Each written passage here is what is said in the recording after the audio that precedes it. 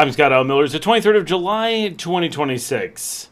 It is Thursday night, and that means it is time for the Nicaragua Live. Thanks, everyone, for joining the show, and I apologize for how late we are. I was going to be late as it was, and then I had my recurring microphone issue that we get with the Macs here, and so that took another hour, as it often does, maybe a little bit less, to get that up and running. So my apologies for just how long that took to get everything going, but we are here and getting things moving. So it is. It has been a long couple days. I've been out of town, working in Managua, which is has been good. Happy about all of that. Had a very productive week. Got to do a lot of cool things, and I am just letting people know now about the show.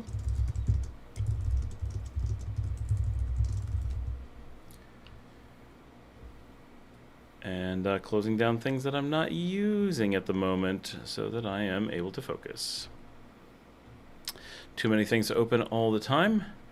And I'm just going to send the word out here. While I'm doing all that, is anyone not yet on expats.nicaragua.com? If you're not, please take some time to get out there and sign up. It really does.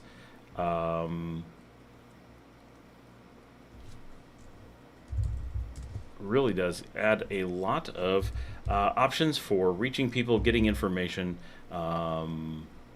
being able to talk to peers, learn about Nicaragua, make plans for visiting, and all those kinds of things. It's a very, very good resource. I recommend that people definitely give it a try and join us there. That'd be great to see more of you there. We do see regular people signing up, so it's I like every day see a few more people. So it's a slow process of getting people signed up for sure, but it does happen.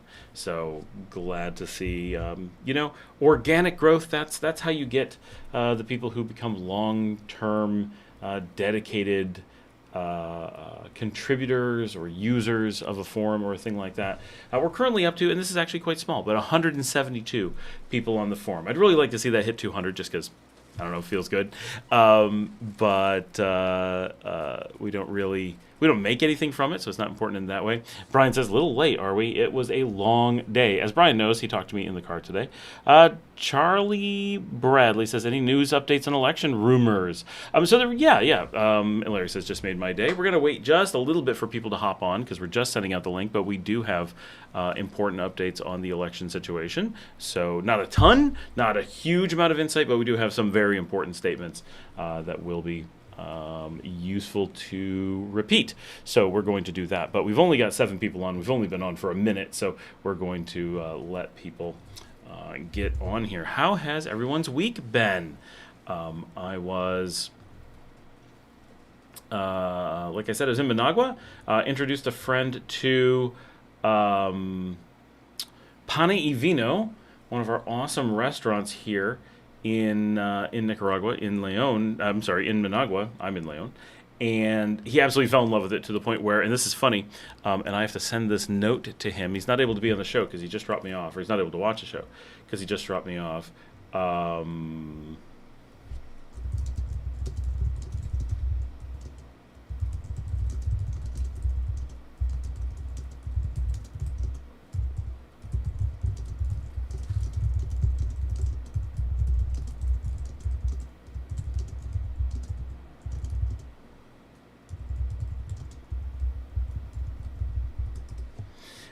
And he, in 2 times to Pane and Vino, in 2 days, he got the risotto de funghi, which is the mushroom risotto. And funny enough, my wife also went to Pane and Vino twice this week, and also both times got the risotto de funghi.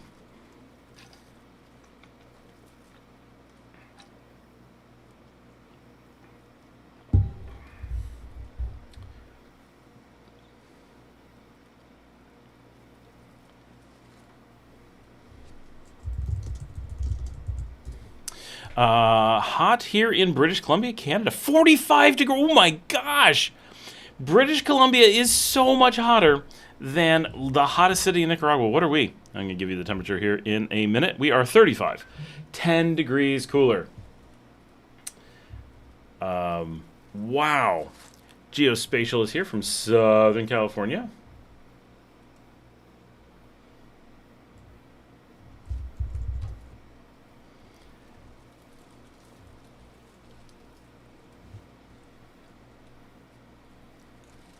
tell people how hot it is up there.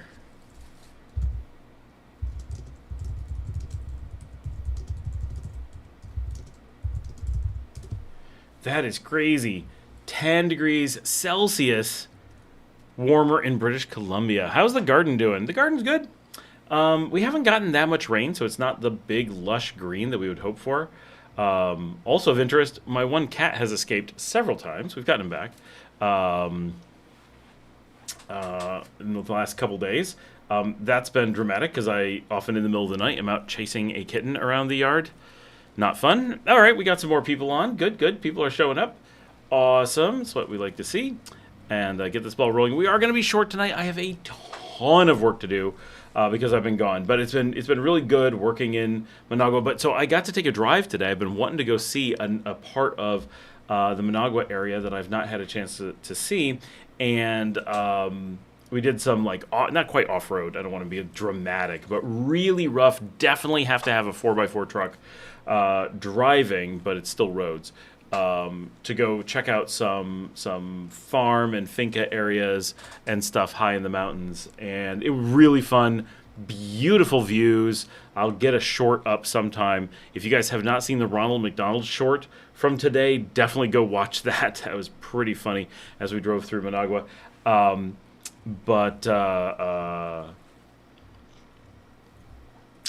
The trip up in the mountains was fantastic. I've wanted to see this for years, and I don't know why it never occurred to me who would be able to do it or who knew about it. And I just happened to be talking to one of you guys, and I was like, boy, I've always wanted to see that. And he's like, oh, I go up there all the time. And I'm like, say what now? He's like, yeah, I just go up. I got a truck. I like it. You got a nice breeze. It's attractive. It's a great place to get away and just chill out. So I know some people up there. I've talked to people. He's like, you want to go? I'm like, heck yeah. So we literally just jumped in the truck and drove up there this morning. We had the conversation yesterday and decided to go up this morning. And so just went up and drove around, and very glad it didn't have to be my vehicle because, first of all, none of my vehicles would have survived the trip. But even more so, even if you had your own 4x4, it was very rough on it, for sure. And we came down, and his truck was making some noises that it wasn't making when we went up, his brand new 2027 Hilux that he uses for off-roading. But he uses it for off-roading. It's built for this. So it's pretty... It was just a cool trip. Now that I know it's like that, I want to hook up the cameras. I wasn't prepared. I wanted to hook up the cameras and everything and go up and film it for you guys. I think it'd be really cool. Show you some cool stuff. But I did get some footage while we were up there, but not the kind of stuff we normally do. Brian says, boo-hoo, that's so hot. Yeah, 45 is unbearable. And for that to be up in Canada, wow. Brent's here. Greetings from, I'm still here, Moyagalpa. Charlie says, garden in and ground super dry. Yeah, it's drier than it should be. Geospatial says, did you place a placard for the cat that couldn't come home? I mean, the cat's only in the yard, but we did get it. Much Clay Mountain, Pacific Northwest. Oh, I just had a message pop up and I didn't see what it was.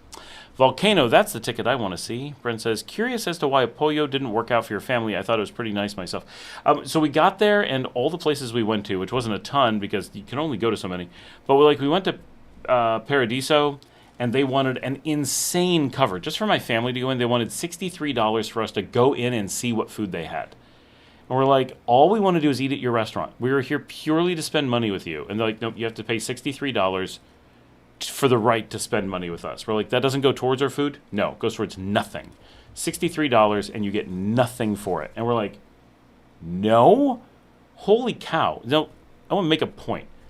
As a restaurateur, something that I know very well, you charge ahead of time when you know something's wrong with your restaurant. It's when you're at a point where you know you're staying open, but your food is bad, your service is bad, something's wrong. Could be anything. Could be you're out of everything.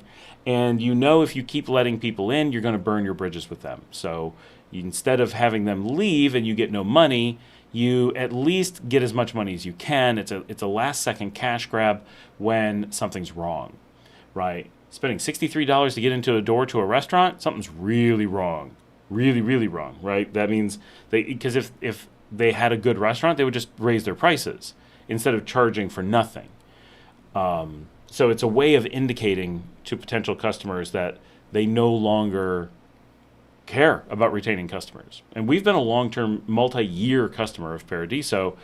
This certainly soured us dramatically, and we walked out. So we did a bunch of searching. I tried to get everyone to go to another restaurant, but it wasn't on the beach. And then suddenly everybody's like, wait, that's not on the beach. And I'm like, I showed you on a map, but no one reads maps. So we ended up going back to another place that someone knew and drove. Went to a restaurant that advertises itself as Italian, didn't have a single thing that it advertised on the menu, had a cover, but the cover was only a third of what the one was at Paradiso. So we're like, fine. At this point, everyone was hangry because driving around there is very, very hard. Nothing is well labeled. No one has information. It's a very poorly organized area. It's beautiful when you know where you're going to go. I love Apoyo, but organized, it is not. So we ended up going to this restaurant at a resort. Got down. The restaurant had almost no one in it, so charging a cover makes no sense. Except, like I said, it means you're going to burn your bridges. Well, we sat down. It took forever to order for no particular reason. We were the only table for the waiter to deal with. There was another table, but they weren't eating. Finally placed our order. During the process of placing our order, first of all, the menu had nothing that we wanted. Chicken fingers for a couple people. Like, a few people were like, I guess we'll have chicken fingers. My kids were like, I guess I'll eat this one thing that we could eat. And I didn't even order food. It was such a bad menu, I didn't bother to order food. It didn't look like a good place, and the menu had nothing that sounded good. So we just skipped it. I just skipped it. And so we placed the order, and we went through thing after thing that they didn't have on a menu that already had nothing. After it had advertised pizza and pasta and all these things, had none of that. It was straight up the most basic Nika menu you could possibly imagine. Tons of stuff, including drinks.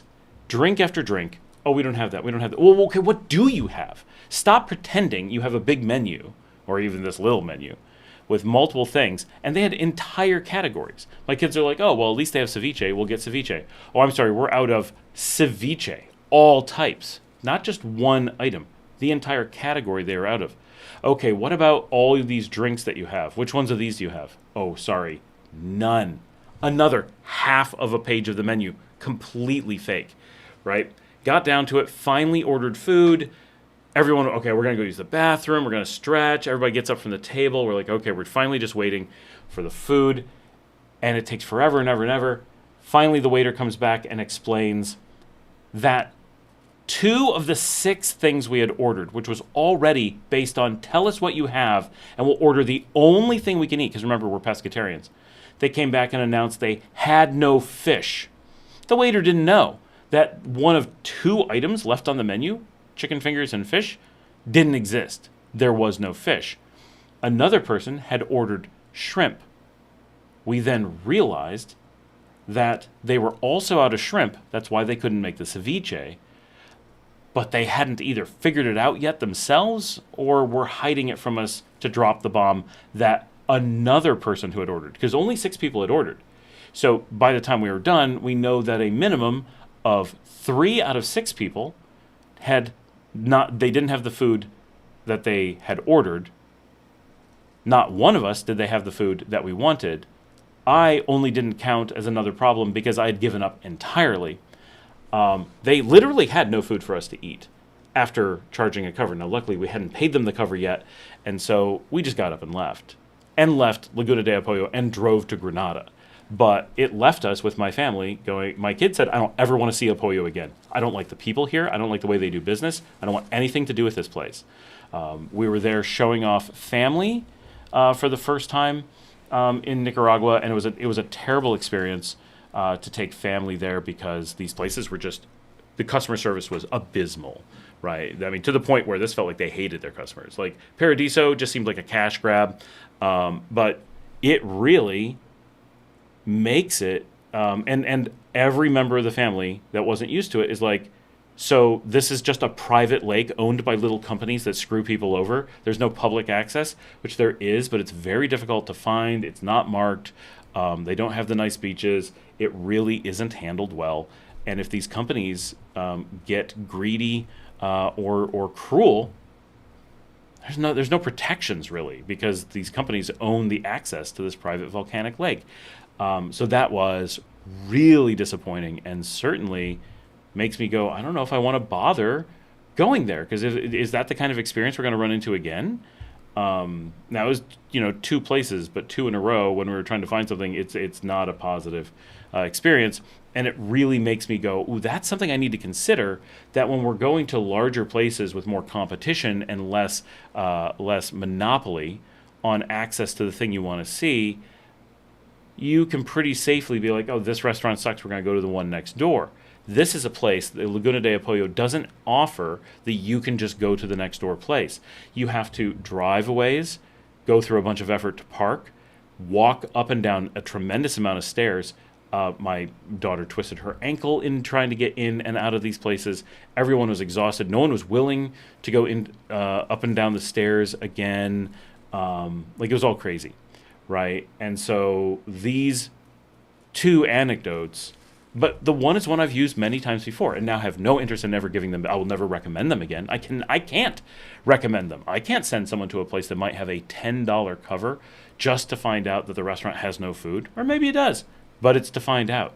That's not cool at all. So now that they don't believe in their restaurant, or their property, why would I? Certainly, I don't, right? So I've 100% lost faith in the places I know, but it gives me I really do need to be careful recommending Laguna de Apoyo to new people because there's no protections from those kinds of situations. And that can happen anywhere. But if you're in Managua and you go to a restaurant and they're crap, you just go to another restaurant. Or do you, if you go to one of the beaches, there's almost always another restaurant. Or it's easier on the beaches generally to go to another beach than it is to go to another place along Laguna de Apoyo because of just how difficult it is to get in and out of those spaces. So it's a combination of things that makes it very difficult, but I now would very carefully consider. Certainly Laguna de Apoyo is outrageously beautiful. There's a lot of great experiences to be had there, but can I easily recommend it as a place to go check out? No. It's the kind of place where someone needs to already have their opinions of Nicaragua formed, understand how to deal with these situations. And anyone, like my wife's family, who have low blood sugar problems, nope, out of the question. 100%, not even, never, ever would I take someone that I know who has a low blood pressure problem there, because you need to be able to eat when you need to eat, not spend hours trying to figure out if a restaurant has food and then take hours to have it served because they know you're not going anywhere. It's too hard, so they feel you're trapped. And to be clear, that added a lot to this. Had it just been me and my kids, we'd have been like, oh, we're just going next door. We'd have walked down the street and gone to different places. We would have asked questions. We would have been a lot pickier, but made decisions really fast. Instead, with lots of people who are already hitting low blood sugar, they're very difficult to get into a restaurant. Very difficult to make a decision about ordering. Everything takes forever. Everybody's grumpy, and it makes, you need the getting in the door, sitting down and eating process to be low friction. You need that to be low overhead. So that's just a consideration. My niece, who was with us, I spent a month and a half taking her around Europe 7 years ago, and I know how painful the food situation becomes because she crashes. And so that's just something to be aware of when traveling. And from my family, we don't have low blood sugar problems. I've never in my life experienced the kinds of things that they experience daily. And so I'm not used to growing up having these kinds of issues to worry about. But having experience with that is something most travelers don't have to worry about, but it is something I have to worry about because of my wife's family. And so that takes this kind of situation and puts it into a different light of, oh, this really potentially hampers someone who needs to eat on a schedule. They just can't predict it. So that was my Laguna de Apoyo experience this past week. The family went on to Granada and loved Granada. As soon as we got to Granada and got into real restaurants and stuff, they were happy. As soon as we got to Managua, got into Pane y Vino, they were happy. Laguna de Apoyo really stood out as a massive, massive fail. Geospatial Charles, we must have said something. The topsoil seems used up a lot of places. Everyone says that. I guess that's probably true any place where there's a lot of farming in one spot. Geospatial says, Scott visits volcano. Well, technically I did. Hope here, 404. The biggest Managua news today, KFC. I saw the signs for it, but we didn't go in. I was really close. I was tempted. Brent says, wow, that's crazy. Sorry, it was not only disappointing, but also an ordeal. It is. These things happen, but, it was also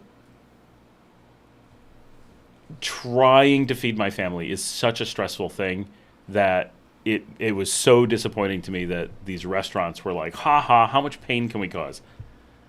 Like, at one point, you really have to stop and say, this restaurant knew they had no food for us. They knew they were trying to charge a cover, and we were going to get in and be angry. That was a guarantee. What was their game plan? Like, that was not going to go well no matter what. Like, I don't know why they should have met us at the door and said, look, if you just want to use the facilities and hang out, swim in the pool, here's a cost, and we don't have food, but we'll bring you bottled water, and it's $1 for a bottle. Hey, this isn't where we want to be then, but that thank you, right? No harm, no foul. But that is not what they did. Organic topsoil for horse or chips. Larry says, I forgot to tell you when I said go to the sandbar that they are famous for fish tacos. That's one reason I recommended it. Well, so good thing, Larry, is that my kids really like Granada and want to go back soon. My daughter still hasn't done her birthday trip. We've done other trips. And so really want to get back to Granada soon, and they want to check out restaurants. So we'll have a chance to do that. We had absolutely no possibility. There's no optional restaurants on this trip. That was all determined by the one restaurant. We only ate once in Granada. Everything was so rushed. They had one restaurant they wanted to go to. That's what we were going to. That was where we ate, and that was it. There was never a second restaurant up for discussion. So it's when you're doing really, really fast, because it's family here for officially like 7 days, but once you figure in like got to be near the airport, so it's really like 6 more or less. And so they did some on the beach. They came and saw Leon, and then they were like, oh yeah, there's not a ton of sights to see. What should we do? And then we ended up running around to Apoyo, Granada, and Managua, which I think made a lot of sense. Those are good places for them to go, but it meant that each of those places was a whirlwind, right? Which is fine, and that added to Laguna de Apoyo being a problem. We had a 2-hour window to see Laguna de Apoyo. That was our plan. We had everything planned out. We went to Catarina. That was fantastic. We were there for 10 minutes. And that's it. They walked in, they looked at it, they're like, wow, can we take a couple photos? Boom, boom. Okay, we want to go. Because they're hungry already, right? This is constantly a problem traveling with my family.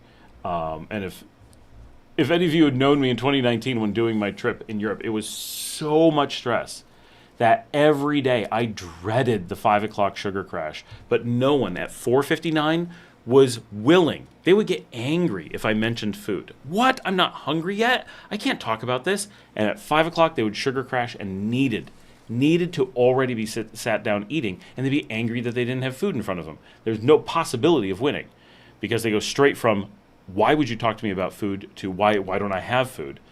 And so knowing this and trying to deal with this stress on this trip, it was like, okay, we're at Catarina. Because they were starting to get hungry, they had zero interest in seeing Laguna de Apoyo until they had eaten. So we had Paradiso all picked out. We've been going there for 5 years. And so we raced straight there, paid to get into the park. My kids were furious that they charged to get in. They felt that the government should step in. My kids were so angry. They're like, this is a business inside a park that we had to get into. There need to be consequences to trying to charge people to get to the lake that we already paid to have public access to because it's inside a preserve. They kind of have a point. So they were like really, really angry. They're like, can we get a lawyer kind of angry? They're like, there must be a law to protect consumers from this. And then getting there and then finding out that our plans didn't work and all of that. So, and Brian, I just saw, did they get to see it from the top too? Yes, we went to Catarina, so they did see it from the top. He says, one of those pics up there is my background on my phone. So I have that picture, and I showed it to them, and I said this, because you're talking about Paso de Train, and I said, this restaurant Brian and I went to. I said, Brian and I went to this restaurant, and it was fantastic, and we loved it, and we should go there. And then we started driving there, and then they're like, wait, it isn't on the water? No, and they made us turn around and go back. So that didn't help either, because they didn't want to discuss where to go. They just wanted it to be magic. And so my suggestion they didn't say we have to be on the water. They said they decided they had to eat on the water. So this is not Apoyo's fault, right? This is my family doing bad decision making fault. But so they intentionally skipped a known really good restaurant. Now, maybe they were going to be bad that day too, and they got lucky because we weren't there. But that I tried to get them there, and I got them halfway there. We were almost there, almost to good food with great views, and we had to turn around to go somewhere else. So the sugar crashing thing is unbelievably hard to deal with.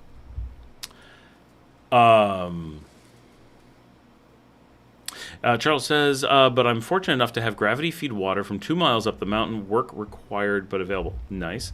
Lana Noble, cover charge for a restaurant? That is insane. It is insane. Thank you. Like that. I get it for club nights or something, special events, but these weren't special events, and it was an empty restaurant. We're carrying signs now. All right. Awesome. Carrillo clan. Sorry to hear that didn't work out. We want to go there to see the sights. Granada is beautiful. Apoyo is fantastic. It's just some of these businesses aren't so good. My dad is here just for a little bit. Hey, Dad. Charles says, okay, so no street food worth trying. Oh, no, there's tons of street food worth trying. Just not. There's no street food in Laguna de Apoyo. There's only these resort things.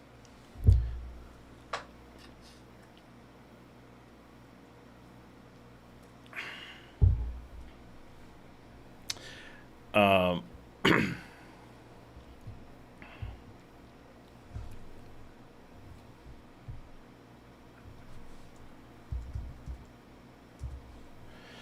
right. Sorry, lots of messages coming in.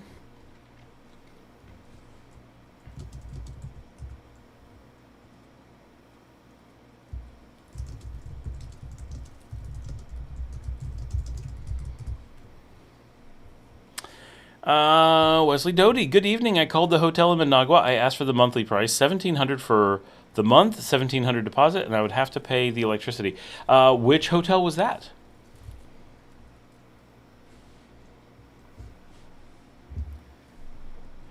And we can talk about the announcement now. We've got a lot of people on, so perfect. So obviously the big news of the week, and this happened while my family was here. My daughter just asked to install Discord. Probably video game stuff. So while my family was here on Sunday, so this is still most of a week ago,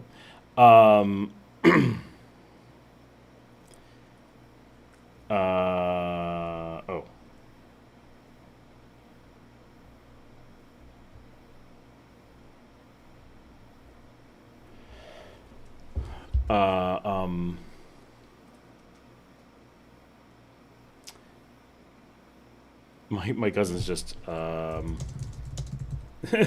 cousin. So the big announcement is that co-president Ortega on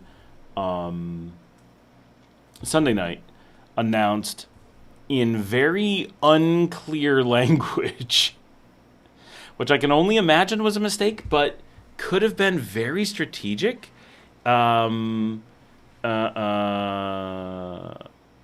Wesley says home Do you have to pay that translate Wesley? That translated to something in Korean, so I don't know what you said. It just said blah blah blah home. Do you have to pay separate electricity when you go there? Is that are you trying to write this word and it's translating it? Can you guys see the word I just put? Oh, yes. If I write the name of a business here, it automatically changes it to Korean. How do you stop that BS? I've seen a lot of that in here.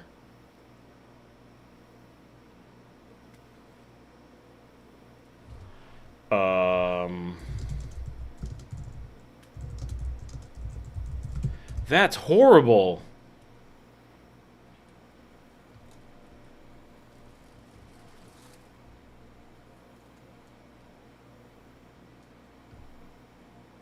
Trying to figure out how to turn this off. And of course, they don't make it simple to even look up.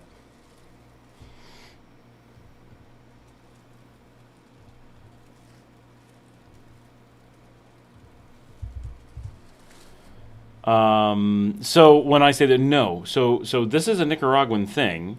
When you pay by the day, you don't do separate electricity. When you rent by the month, you always do separate electricity.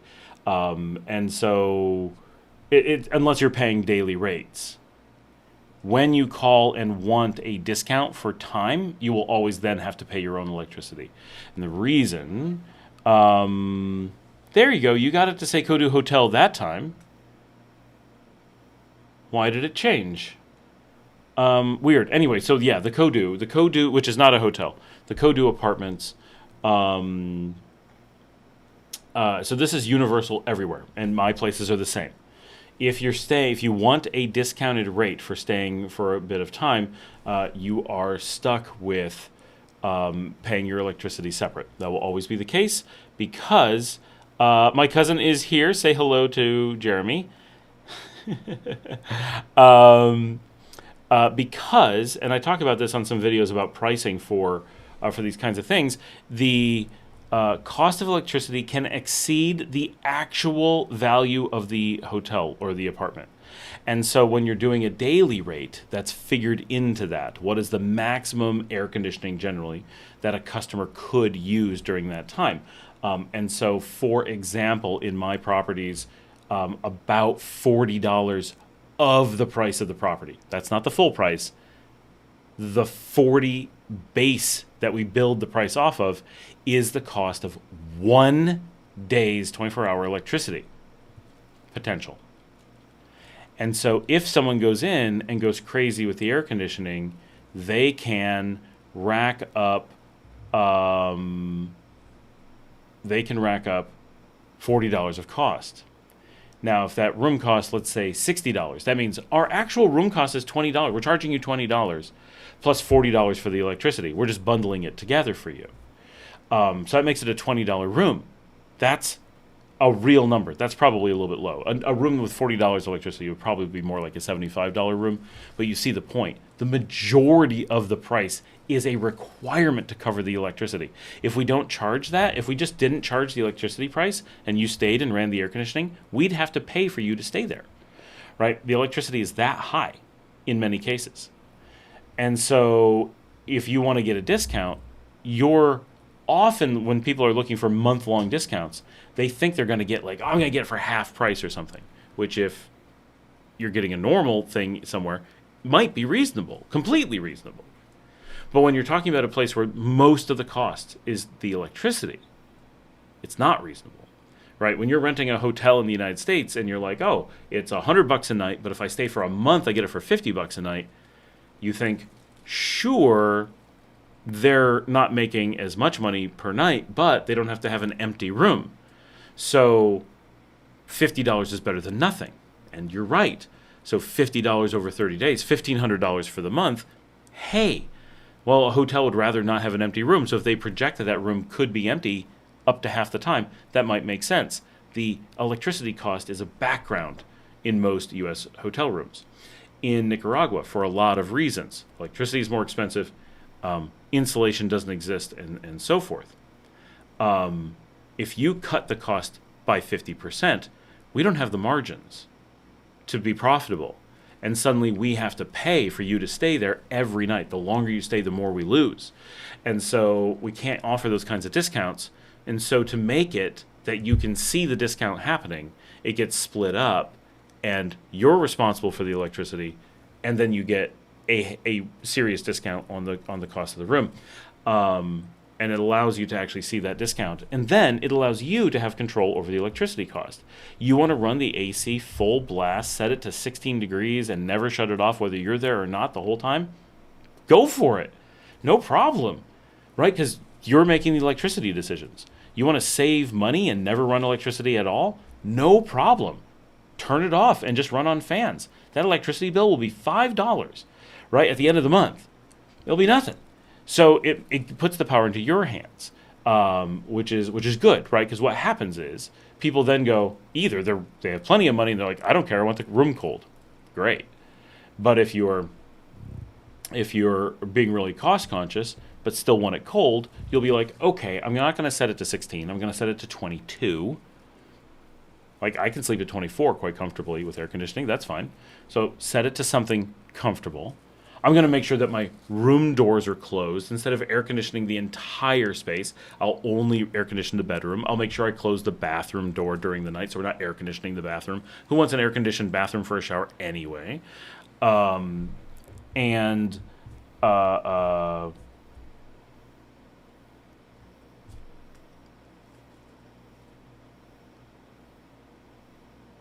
you'll only run it at night while you sleep. You're going out for the day, you'll shut it off.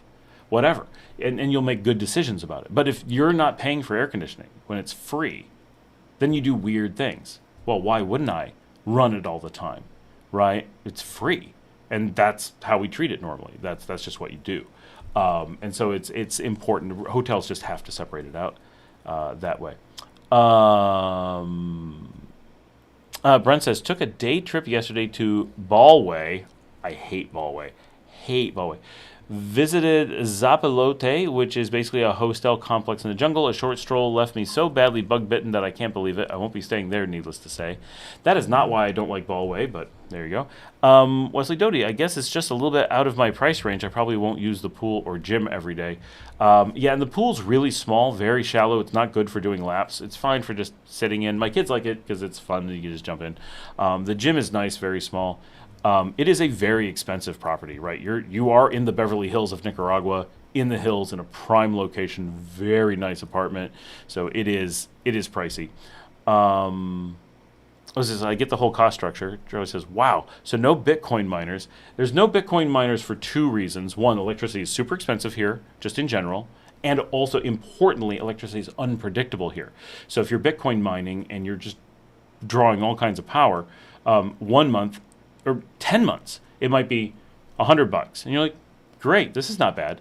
And then that next month, there's an adjustment, and you owe $5,000. And you're like, what? And it's completely not something you were expecting, and suddenly your Bitcoins that were making $50, right, have just lost you a bunch of money. So it's not just that it's expensive, it's also that you can't predict it. And that's one of the biggest things you have to understand is that if you want to keep electricity costs down, everyone wants to keep electricity costs down. If you need to keep electricity costs down and have to organize that, then you need flexibility.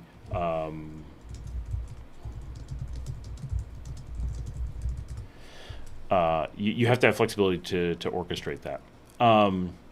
Alex says, we went to Laguna de Apoyo a couple of weeks ago for a few nights. It was a great view, but eating options were limited. We ended up eating at the hotel we were staying at. That's what we always do. Yeah, it's definitely true. I have eaten at other places, but very little. We did go to one of the restaurants right by the lake, but the food was not good and service poor, but beautiful spot. Probably went to where we went. Wesley says, do you have any idea at all in Las Colinas, for that is what the electricity cost is if you just ran it at night for sleeping? There's no way to know. No one knows. There's no human in the world that knows the prices. They could vary from $10 for what you're describing to $1,000, literally. And you can't predict it. My house here, I use as the example all the time. This month, $1,000. A year ago, $80. We use less electricity now. And the price per kilowatt has not changed or not gone up.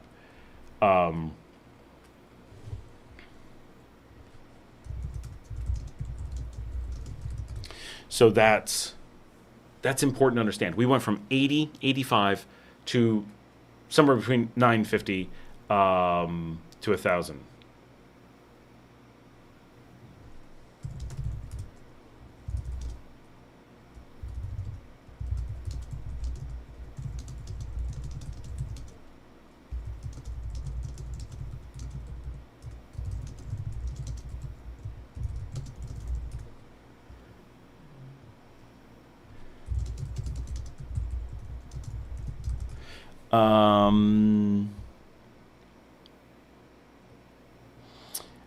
Don Timoteo, what hotel is metering the electricity by the room? So importantly, it's not a hotel; it's an apartment. Nuni abi none of your business. Lol, change my handle while here. Wonder if it shows. Yes, Brian, it shows. Wesley says it's the Kodu Apartments. Awesome says scary thought on cost of electricity. It is. It is. It's rough. And I've had, I've had an apartment here. One of the reasons we kept the apartment that we had is that the electricity was consistently between $10 and $11. Maybe it hit 12, right? And that was with air conditioning. But we were responsible with it, very responsible with it, and didn't even use it every day, let alone full time. It rarely would have run over 2 hours in any given day. So we were being pretty responsible, but it was also a 2-bedroom, 1-bath apartment with double air conditioners, and we would run them anytime we needed them. We didn't like go, I don't know if we can afford it. Should we? No. Do we want to cool down? Yes, run the air conditioning, right? Did we put up all kinds of air conditioning to make it air conditioning insulation to make it better? No, we did not. And still 10 to 12 and for years. And this house, 9 bedrooms, right? With I always forget how many it is. Is it 6 air conditioners? 1, 2, 3, 4, 5, 6. Yes, 7 air conditioners, but never are more than 5 ever engaged, right? It's just which rooms are people in at any given time. Like if the kids are in their bedrooms, they run air conditioning. But if they switch to the game room to like watch movies or play video games, then they turn off their bedrooms but turn on the video game. So it shuffles around. I will either air condition my room or my office, but never both. Technically at night there's a small overlap, but only when I'm cooling one down, when I'm winding down in the other, right? My last bit of work at night here in the office is one thing, and then I'm warming up or cooling down the other.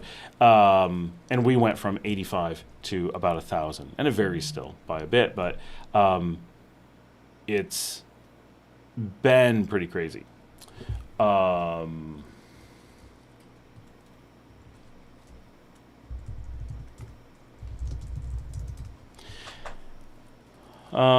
says, by the way, I don't have AC. That helps a lot.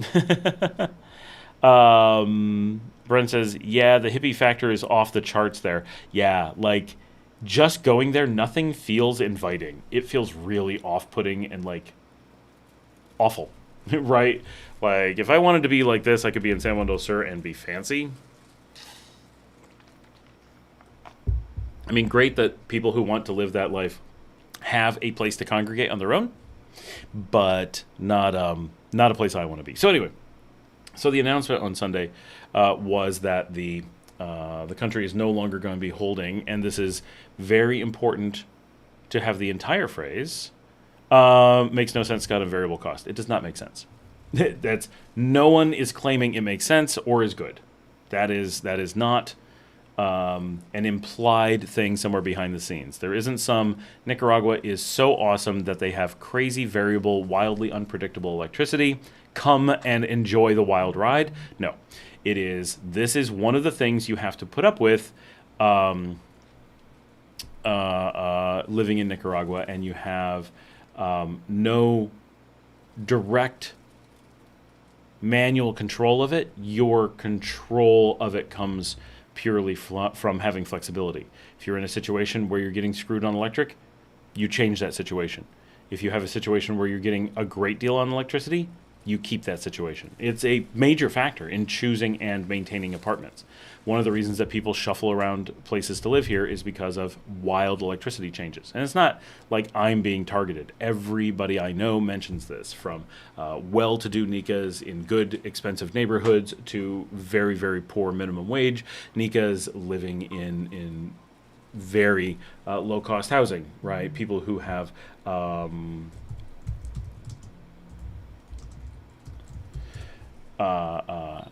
big electricity budgets, lots of computers, air conditioning, that kind of stuff at home, work from home, always there, to people who have no TV, no computer, a fan and a light bulb, and are only there at maximum 10 hours a day because they work somewhere else.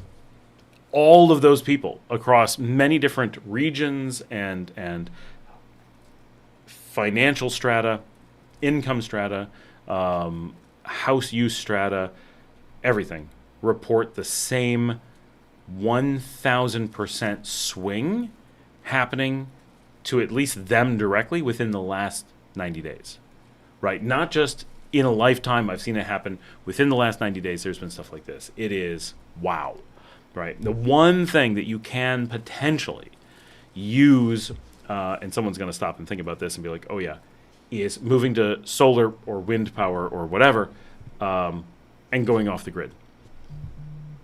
Right, that's the kind of extreme thing you may have to do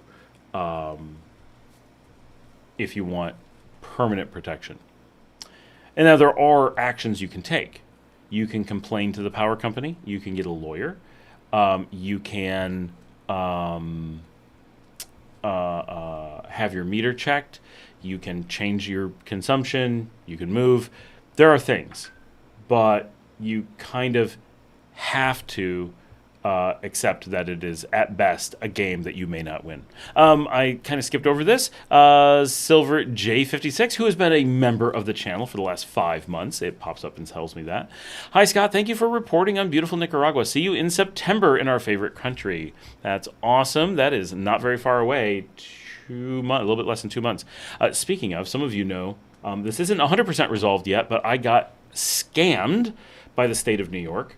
I was in, and by the actual government of New York, I got to the U.S. on June 3rd and immediately walked into my dad's house. No connection to me being in the U.S. My phone rang, and it was an ambulance chaser reporting to me that I had a financial lien from the New York State Department of Taxation against me.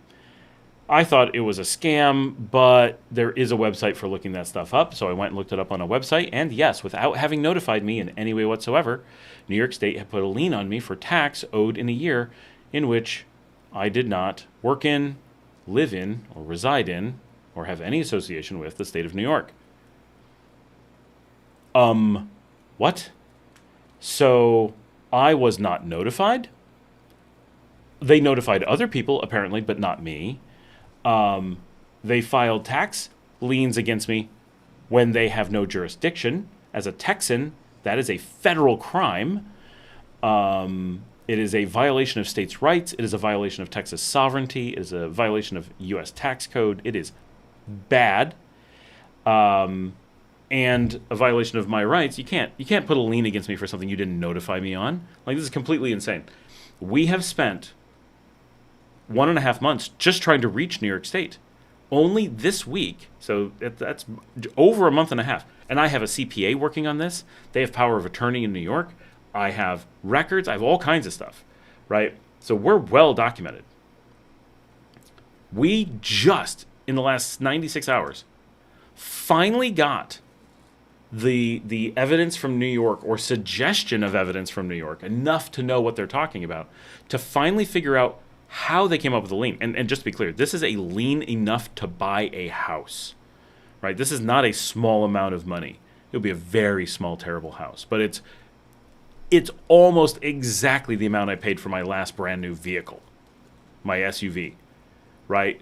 I could trivially buy a brand new car for the amount of money that they just put on me as a lien, with no warning, no information.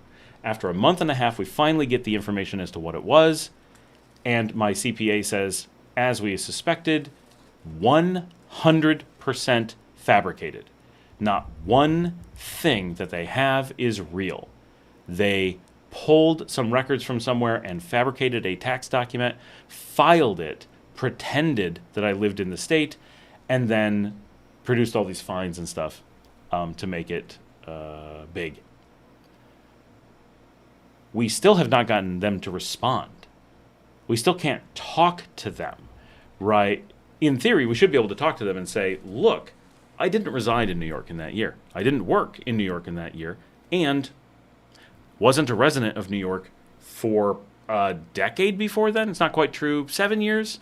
I was last a resident in New York in 2009. I gave up my New York residency in 2009, became a Texas resident right at the end of 2009, and have never given that up. I did I did live in New York while working outside of New York briefly during that period. But because of the way that residency works, I maintained Texas residency. Because I was living in New York, I did have to pay New York taxes at that time, absolutely, and I did, all completely handled and good, and I owe nothing. They owed me the last time.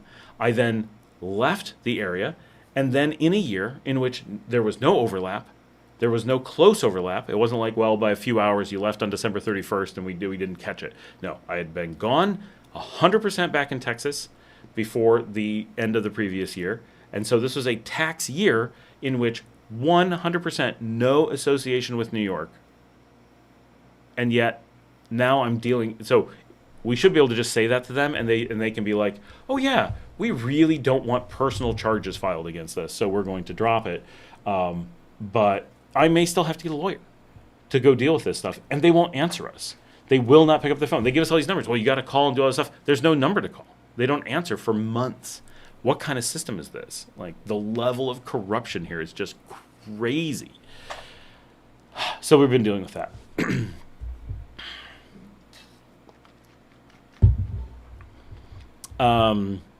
Awesome Carrillo Clan says, wondering if solar would be helpful with electricity costs there. So it'll reduce your cost, obviously. It only becomes really useful when you go to 100% and cut your ties to the grid. Then you're on a different thing entirely, right? Then there's no electricity cost, right? But as long as they can hook up to a meter, there's the possibility of them doing something like, well, we're not gonna read the meter, we're gonna estimate based on the size of your house or something. They do stuff like that. Janet says, or use OnlyFans and no air conditioning, except you know people that did that and it didn't help.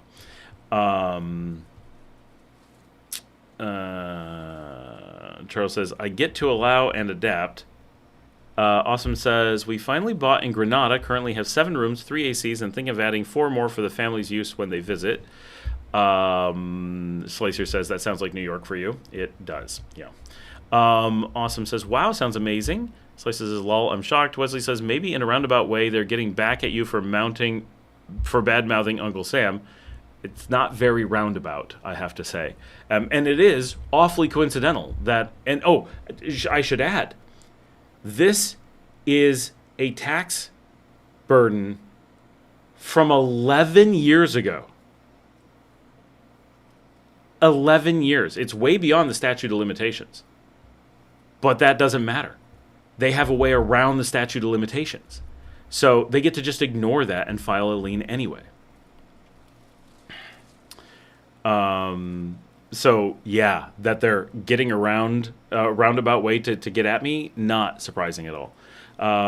You better start towing the line and say how great of a place this is. Yep. Slicer says that sucks. Joe says, ouch. Who didn't even use air? Yes. Janet, Ida had it happen to her, and she doesn't have air conditioning. She doesn't have a TV. She uses the air and the TV here, but she doesn't use them at home. She doesn't have them at home. And hers went up from like $5 to $100.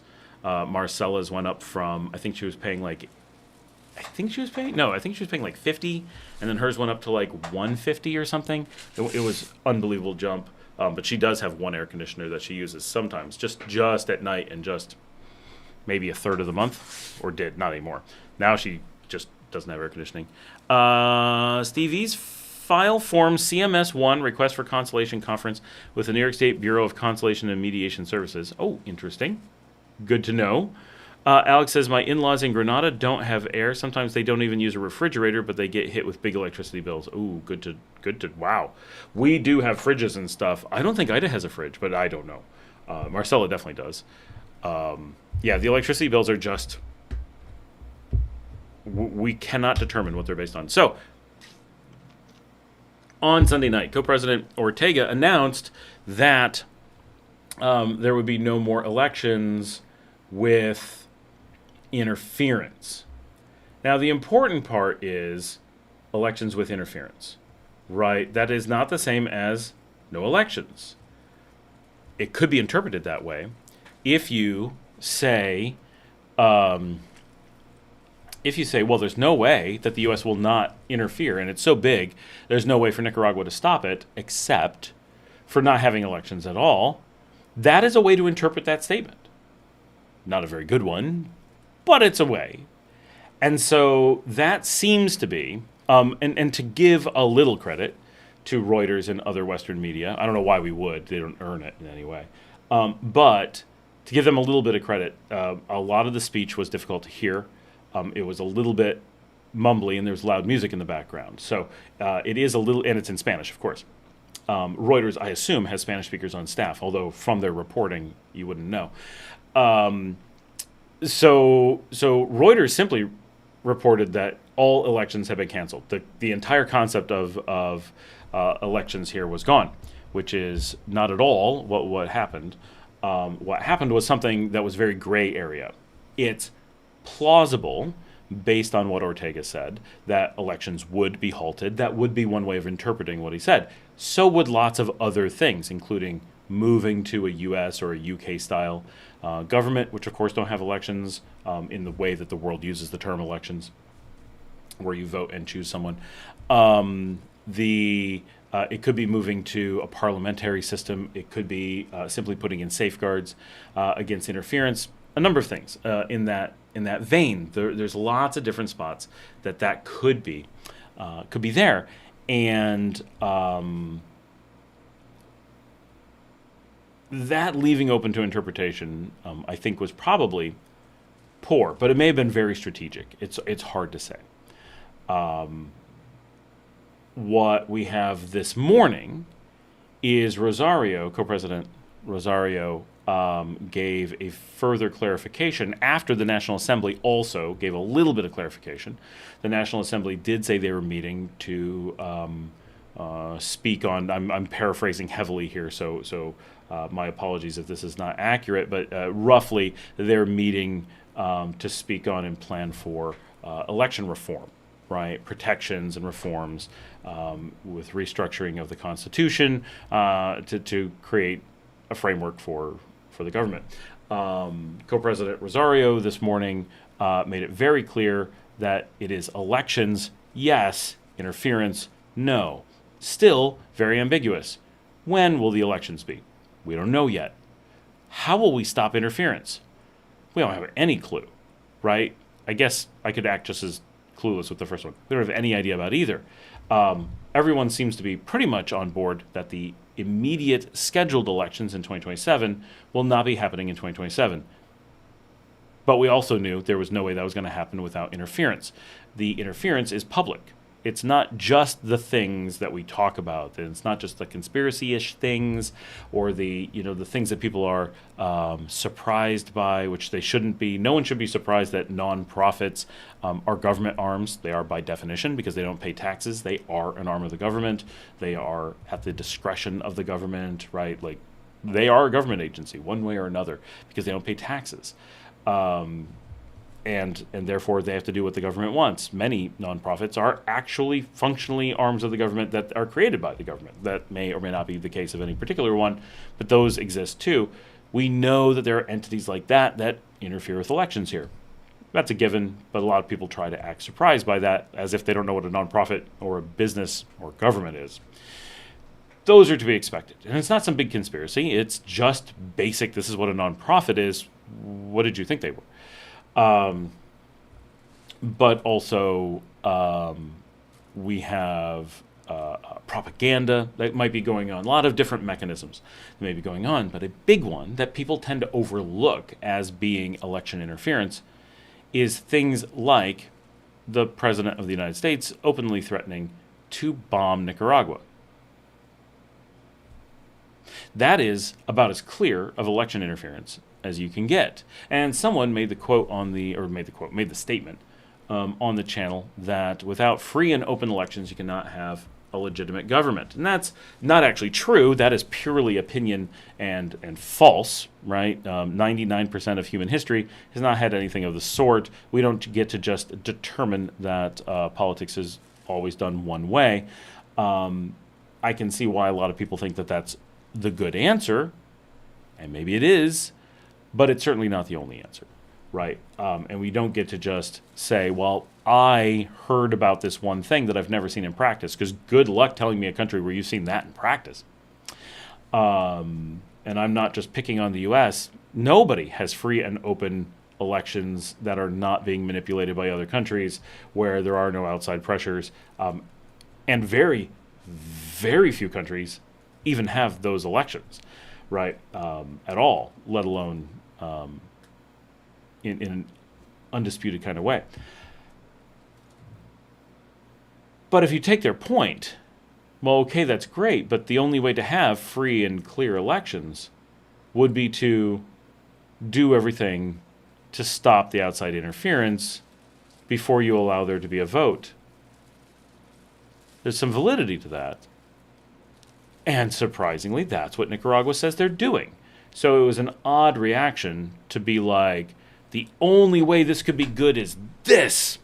And they literally said the thing that Ortega and Rosario had said, which just shows when people are trying to come up with irrational complaints about things that they generally end up sticking their foot in it, right? But it is it's all moving very well, right? This is what we anticipated. This is what it sounded like he was saying. This is what everyone here on the ground thought he meant or assumed he meant. I've not heard of anyone who's like, oh my gosh, he canceled the elections. No one in Nicaragua has said that. I don't know of anyone in Nicaragua who thought that. We all believe that the elections for 2027 have been canceled. I've not heard anyone say, oh no, I think those are still happening. I don't believe anyone is expecting those to happen. But I also have not heard of anyone who was under the impression that there's never going to be elections. Lana Noble says, when exactly in 2027 were elections supposed to happen? I actually don't know. They moved to, because there's been a number of changes, and I don't know when the date changed to. But they only had to have this announcement now because it was prep time for the 2027 elections. And now there's all this interference from the U.S. threatening the lives of Nicaraguan voters if they don't vote the way the U.S. wants. Literally, right? Literally threatening to bomb if they don't toe the line, which really shows the level of outside interference that there is. That doesn't mean they are going to bomb, and it doesn't mean that they won't bomb if they do what they want. But the threat is very real. And, I mean, few things are more voter interference than someone with a weapon pointing it at you and threatening you based on the outcome of your vote. Now, we also have the reality that almost all countries have some amount of threat of that at all times, and it's something you have to deal with, also given. But this is pretty extreme, given that the U.S. is actively killing leaders and children in places like Venezuela and Iran and Cuba right now, and Nicaragua's next on the target list for irrational leveling of governmental hatred towards the civilian population. So that there's a real palpable fear that the U.S. will begin going after Nicaraguan children in retaliation for the votes of their parents. That's a real fear, right? And one that we are watching happening in several countries around the world right now, right? So that's not a maybe. That's not what a wild. That's a Yep, that is exactly how it works now.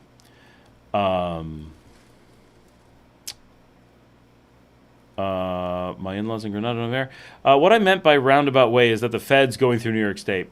That could be. That could be. Wesley says, I thought I heard on the news it was going to be like a Chinese style. Chinese style meaning they're going to appoint people. So China doesn't actually appoint people. China does actually have a voting mechanism. I'm not going to go so far as to say it's a democratic voting system. That would be, I think, incorrect. But they do have a voting, not an appointing system. However, what I can tell you with absolute certainty is that a decision about what it is going to be has not been made. There is no, this is the plan. There are loose things, like there will be an election sometime and there won't be interference. But it is not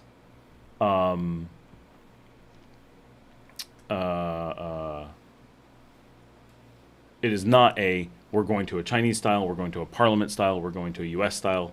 None of that has been decided, not by the presidents. I mean, I suppose they could have decided in private what they want to do and haven't told anybody yet. And it's certainly not been decided by the Assembly, who is busily deciding that right now. And that is open, right? That is public information. We know from the Assembly Speaker yesterday, I think, the Assembly is in closed-door sessions very busily trying to draft their plan to answer the President's request to protect against interference, which is, as that poster on my channel said, absolutely a requirement for a democracy to be functional and legitimate. You must stop the outside interference.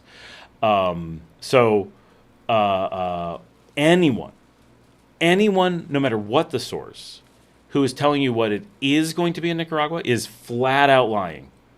They have fabricated that out of pure nothing. You can check their streaked underwear for where they found that information, right? That is a racing stripe derived product. And there is no news anywhere reporting on what's going on in Nicaragua. I've not seen it. I've seen Al Jazeera, I've seen The Guardian, even the most reliable general sources are reporting made up stuff.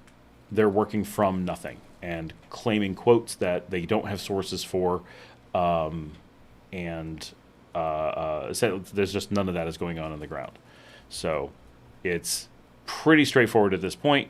Ortega said no more elections until this is resolved. That doesn't mean it could ever be resolved. That's what left it open. The Assembly said we are working on meeting that requirement so that we can continue elections. And the co-president said we are absolutely having elections and we are definitely stopping the outside interference. Those are the facts. Everything else is somewhere between conjecture and fabrication. Slicer says, Charlie says, Slicer, it all sucks when it comes to government. Don Timoteo says the election plan was for November. Lana says, very confusing. No one knows what election would have been or if they will ever happen. I don't know if that's really true. The Constitution makes the elections very clear, and the Constitution is being changed for this, right? So the Constitution is available publicly. Just none of us look up the schedule because none of us vote, right? So we're not concerned about when the elections are. It's just kind of a general point of interest. But Mustache did not say no elections. We just covered that. He absolutely did not say no elections. He said no elections without no elections with interference. To say no elections is only to say that we are in the process of being colonized by the U.S. and is a statement about Trump, not about Ortega. Ortega only said that there would be no elections with interference. So it is confusing, to Lana's point, just for the moment, because no one knows, right? But so here's someone who doesn't know. So this is completely incorrect. I don't know how fluid you are in Spanish. That'd be fluent. You haven't heard anything about what people's opinion is on the latest elections because people in Nicaragua don't talk about politics in public.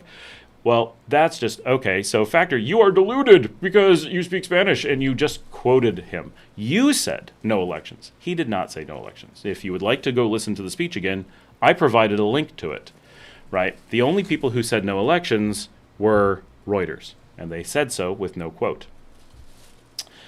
People do speak. This is Nicaragua, so those of us who are here on the ground for local law, we do talk politics in public. People were talking politics today in public in Managua, right? We do hear it talked about all the time. It is very public all the time. So someone who comes to Nicaragua, it doesn't take too long, even if you're not fluent in Spanish, to hear the people talking about politics quite often. It is purely an American fabrication trying to claim that we're not hearing about it, right? That's anytime there's something in the negative, oh, no one is worried about this. Oh, no one's worried about it because they're so scared they don't let you know. Right, but the reality is that Americans are so scared of their own government. Normally, we assume, one, bots a lot. But what we get a lot of, we assume, is Nicaraguans who have probably committed crimes and are hiding in the U.S. or are desperate for some reason to be in the U.S., believe that if they lie on behalf of the U.S. government and provide false statements, that maybe they'll get lucky and the U.S. will give them that magic green card or something and protect them from whatever it is they're afraid of. That's an interesting thing that you have to consider, right? Those of us who are here in Nicaragua know that these things are you can totally talk politics in public. I'm in public talking about them, right? I don't mean right this second, but I am being watched by the government and on a public channel, and they can find me at any time. The government knows where I live. They know which house I'm in. They know which room in the house I'm in, actually. Not that they would care. They would just knock on the door and yell. But I am as public as it gets. Think about that. I am a foreigner, right? Now, someone's going to change their story, right? For the last forever, I've been told foreigners can never, ever say anything, which is a lie. That is not the case here. Foreigners talk about politics all the time. Foreigners are not allowed to influence politics. This is as it should be, right? That's part of the requirement of not having interference, right? Which is required to have real democracy. So you can't have it both ways, right? So everybody complains that the foreigners can't say anything, but at least the locals can. Then when the story needs to change, suddenly it's, oh, well, the foreigners can talk about it, but the locals can't. Very convenient that the story from the U.S. seems to flip-flop. But one thing that's consistent here in Nicaragua is that both the foreigners and the locals talk politics with each other and in their own groups all the time, and I've never heard of anyone having a problem with that. And it's really worth noting, right? Like I said, I'm as public as it can get, right? I'm not just in Nicaragua, but I'm a resident, which means they have all of my information. They have my photos, they have my fingerprints, they have my business IDs, they have my kids' information, they have my wife's information, they have my business partner's information, so they know my channel. I was pulled over at border control in Honduras, coming in from Nicaragua, but coming in from Honduras, Guasale, in 2022, and they went through, explaining what I was allowed and not allowed to do. Right from the horse's mouth, and said, no, we've watched your channel, and you're not influencing politics. So that's cool. We want to make sure you don't think that you can, right? That would be bad. I'm like, nope, I totally know, and we talked about it, and all on the same page. But they also let me know, right? It's not just that I'm public, but this is going to be monitored because I'm really public, and that's fine, right? And it's actually really handy because I have had moments where people accused me of fabricating information. And did so, not just to me, right? That's one thing, like, you're telling a fib, sure. But they actually said, because they had been tricked by someone, right? They went to the police and reported me. And I got a call, right? So I know this system works. I got contacted by the authorities. Now, it's not like the local police station, right? It's a division that the police handle, and went through immigration because it was an immigration-related thing. And immigration, migración, aquí, reached out to me and said, oh, we have these reports that you said something on the channel. We need you to take that down. I said, well, yeah, that's fine. I'll take it down. But I'm quite confident that they're lying to you. I didn't say anything wrong. I know I said the right thing. And they said, well, there's a lot. They said you said this, so you can't say that. I'm like, yeah, but I didn't say that. I said the opposite.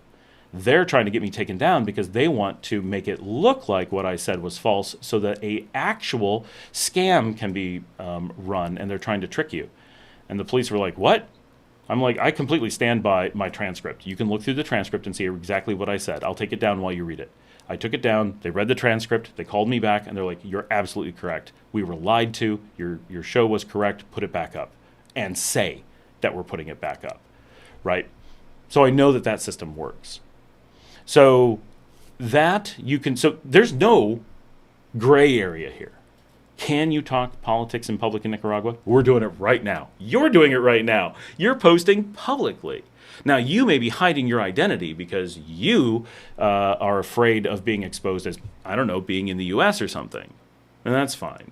Of course you're afraid if you're in the U.S. You have to be, right? Especially if you're not an American. I'm an American. I have the right to say stuff in the U.S. about the U.S. It doesn't mean I'm not scared, but it's my right, and I don't actually know anyone who's been prosecuted for that. It doesn't mean you don't have fear. It doesn't make it real, right?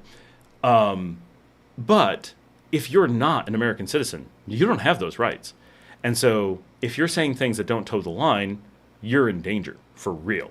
And if you are saying things that are lying about Nicaragua from the U.S., well, obviously we know it's because you're afraid of the American government and you're trying to curry favor, right? Obviously. It's the only logical thing. And so, of course, we expect Nicaraguans who live outside the country and are trying to curry favor with their governments that are anti-Nicaragua to be quite willing to say any ridiculous thing that to someone who's in Nicaragua is clearly, obviously, and to anyone watching this channel who knows I'm in Nicaragua, knows isn't true. And that's actually a really handy thing about this channel. So many of the things that people claim can't be true, right? The Guardian claimed that there were no religious ceremonies in this country, yet you see them on my channel in real time. They claimed that all kinds of people were banned. They claimed that it was a military state. They claimed that elections were canceled. And you can see very clearly none of those things have happened. And just like you're claiming that people don't talk politics here, yet if you're here watching my channel, you know that we're all talking politics right now. What a bizarre claim to make, really. Like, does it not occur to you that you're literally talking about the thing we're doing and saying it can't be done? And you can watch my channel and see us talking about it for years. So what's your game? What are you playing? Factor says, I am deluded, which is funny for a person who doesn't have a real name and no identity. And I know I was told to deal his name in public, not to deal his name in public. I live there. Sure, there are people who will trick you anywhere. People who think you're a fool and are going to tell you whatever they think riles you up or gets curries favor with you. Yeah, good. You've been played. Nice that you're an idiot. I'm glad that you admit it, but who cares? What does it mean you were told not to say stuff? You're also told not to say Voldemort's name, but did that actually get Harry Potter? No, at no point did Voldemort appear because Harry Potter said his name.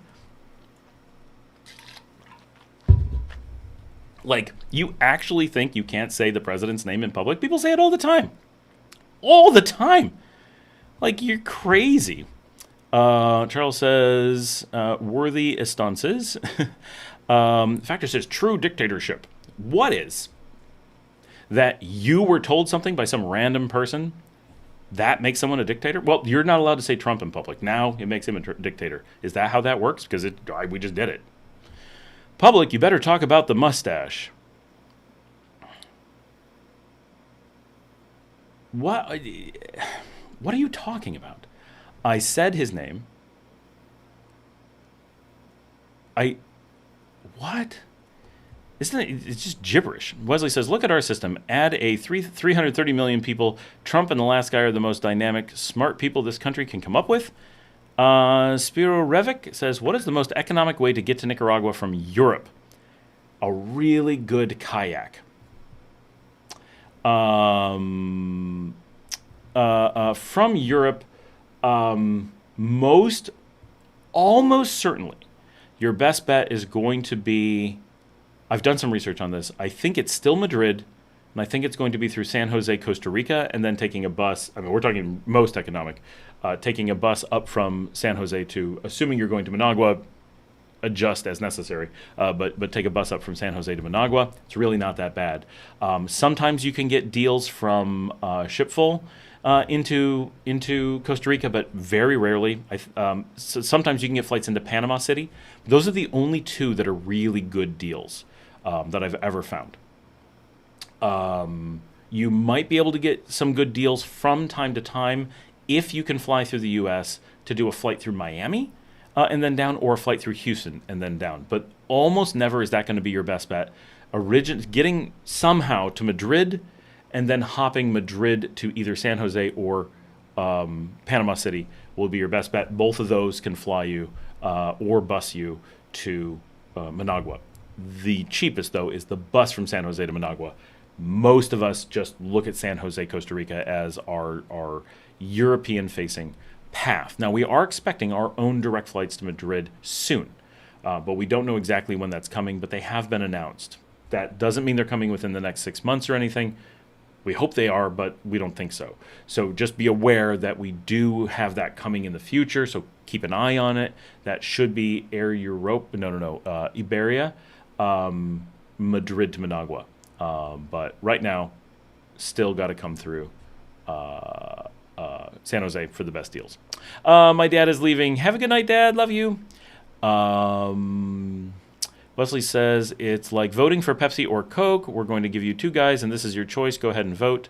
That is why you're so in line with the mustache. Oh, now I'm in line. First of all, if you can't say Ortega, you've got a serious problem. Like, I gotta say the mustache. That is a really weird Americanism, to have to use these weird phrases when talking about people. So it's in line to report the news. So you're saying that the truth is in line with the government. That's an interesting take that you have. I'm not going to argue with it, but it's an odd combination that the sole factor you have is that because I'm reporting what's actually happening and not willing to lie about it, that makes me in line with the president. The level of you believe in Ortega as the good leader that comes from that statement is really surprising. And yet you don't feel you can say his name. It's weird. John Mason says there is a battle to suppress the free press in the U.S., a very big battle. I mean, even in 1979, they were taking Stewart out in the streets here and putting a gun to his head. The U.S. has never, ever looked favorably on a free press. Factor, I would never mention the mustache. I was told that by citizens that I lived with.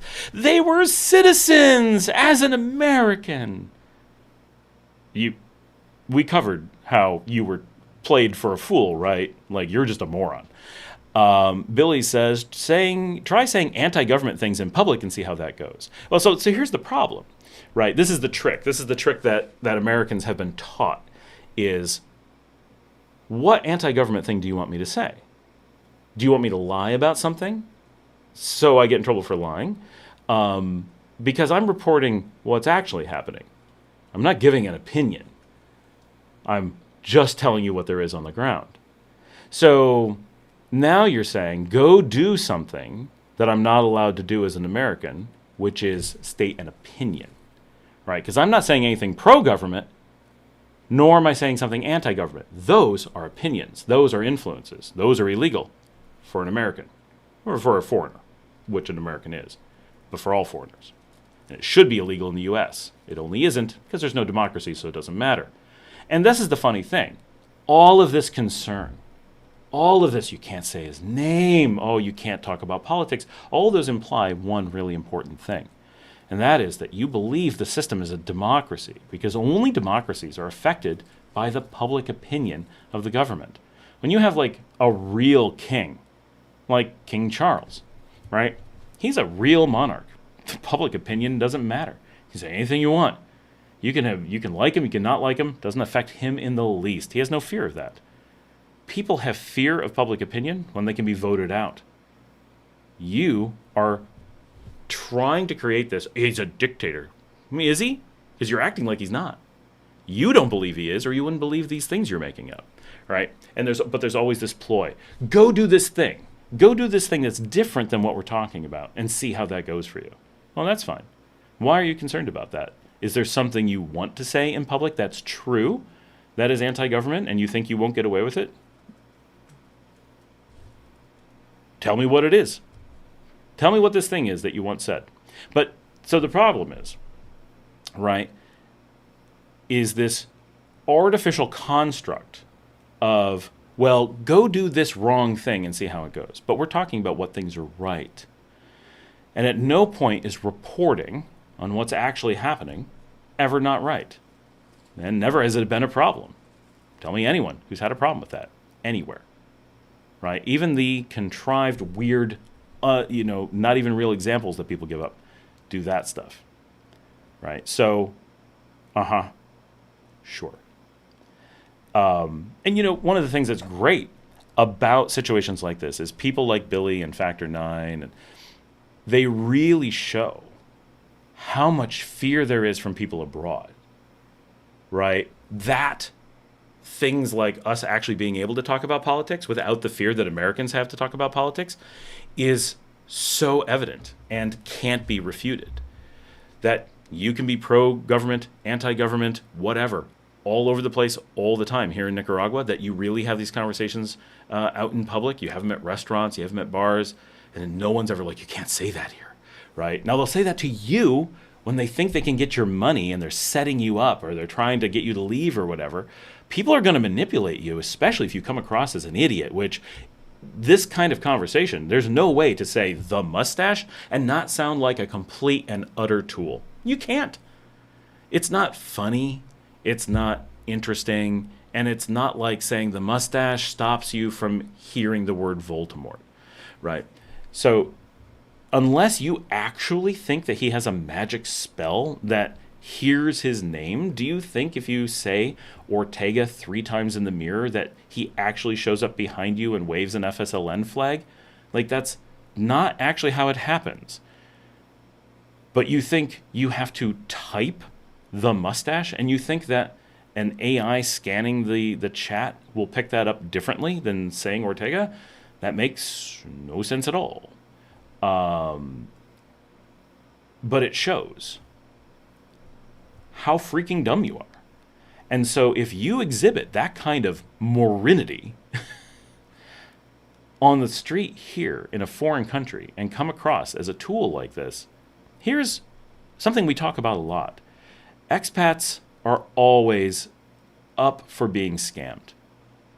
Partially because, a lot of foreigners, especially those who come from wealthy countries, do have a tendency to be gullible. It's true. But also you're going through a life change or whatever, you potentially have a lot of money, you're a good target. And so you get a lot of everyday people think that they can get money out of you, whether it's by making you scared or making you feel dependent on them. This is a very big scam, right? They trick you into thinking you can't talk about politics, that you need to be protected, that citizens are going to be able to take care of you. It's part of isolating you to make you feel like you can't go out and get government resources. It's one of the reasons that in Germany they started making a law that all immigrants were required to learn German, because they wanted to be able to be sure that people who were being abducted could see public signs that say, like, are you being human trafficked? Call the police, we're here to help. Because they were being told that the police weren't there to help them. And that ploy by citizens who are out to take advantage of the truly foolish is exactly what they do. And we've seen it from other people on the channel, right? People who think it costs millions to live here. They've been convinced that you have to be a millionaire to live in the poorest country in the Western Hemisphere. Clearly, any logic or common sense whatsoever, any research, would have made that there's no possibility of that being true. And yet, they were convinced of it. Why? Because they were systematically isolated and tricked by, in their case, it seems, right, we're getting the story from them, by a family that they were trying to date their daughter, and the family saw them coming as a predator to take advantage of. And so they did. And they isolated him from resources, convinced him he couldn't go to the police, convinced him he couldn't talk to real estate agents or sellers or whatever on his own. They managed to make him think that everything cost a ton more than it actually did, and managed to milk him for the majority of his income. And very effective. And this is what you're showing. You're demonstrating that they were doing this to you, right? First, they make you feel like the government doesn't let you talk or know things. Next, they'll start telling you the police aren't there to protect you, and pretty soon you're dependent. And it's clear how effective it is that you would actually repeat it to us. Like, you stepped away from that situation. You've observed it. You can see it, that it's not true now. You have observable fact. And yet, even with that, you can't get over the manipulation that they did to play you. Or you're just lying about it. But it's weird to lie about being manipulated and tricked so easily. So it's pretty funny, in a way, and sad, of course, that even with this distance, you're stuck in this, you got played, and you're not able to see that you're embarrassing yourself by exposing the fact that you were manipulated and couldn't observe and learn firsthand. In the midst of being able to trial and error and talk to people and learn, you were living with people who were able to turn you into their little prisoner and play you, right? So I'm sorry to have to be the one to tell you, but you need to wake up. Like, I'm sorry, but you are in a dangerous position to travel abroad. You're in a dangerous position. You probably should be in a home. Slicer says, good night. Oh, there is a citizen network of government citizens to the party. Those words mean nothing in English, just so everyone knows. Spiru, thanks for the information. Bus isn't a problem for me. Have 24-hour trips under my belt with bus. Oh, yeah. It's about 12 hours. It's really not that bad. They're decently comfy buses. It's not the best trip, but it's not bad. Silver says, good Lord willing, I'll be able to fly out of the U.S. Probably won't be a problem.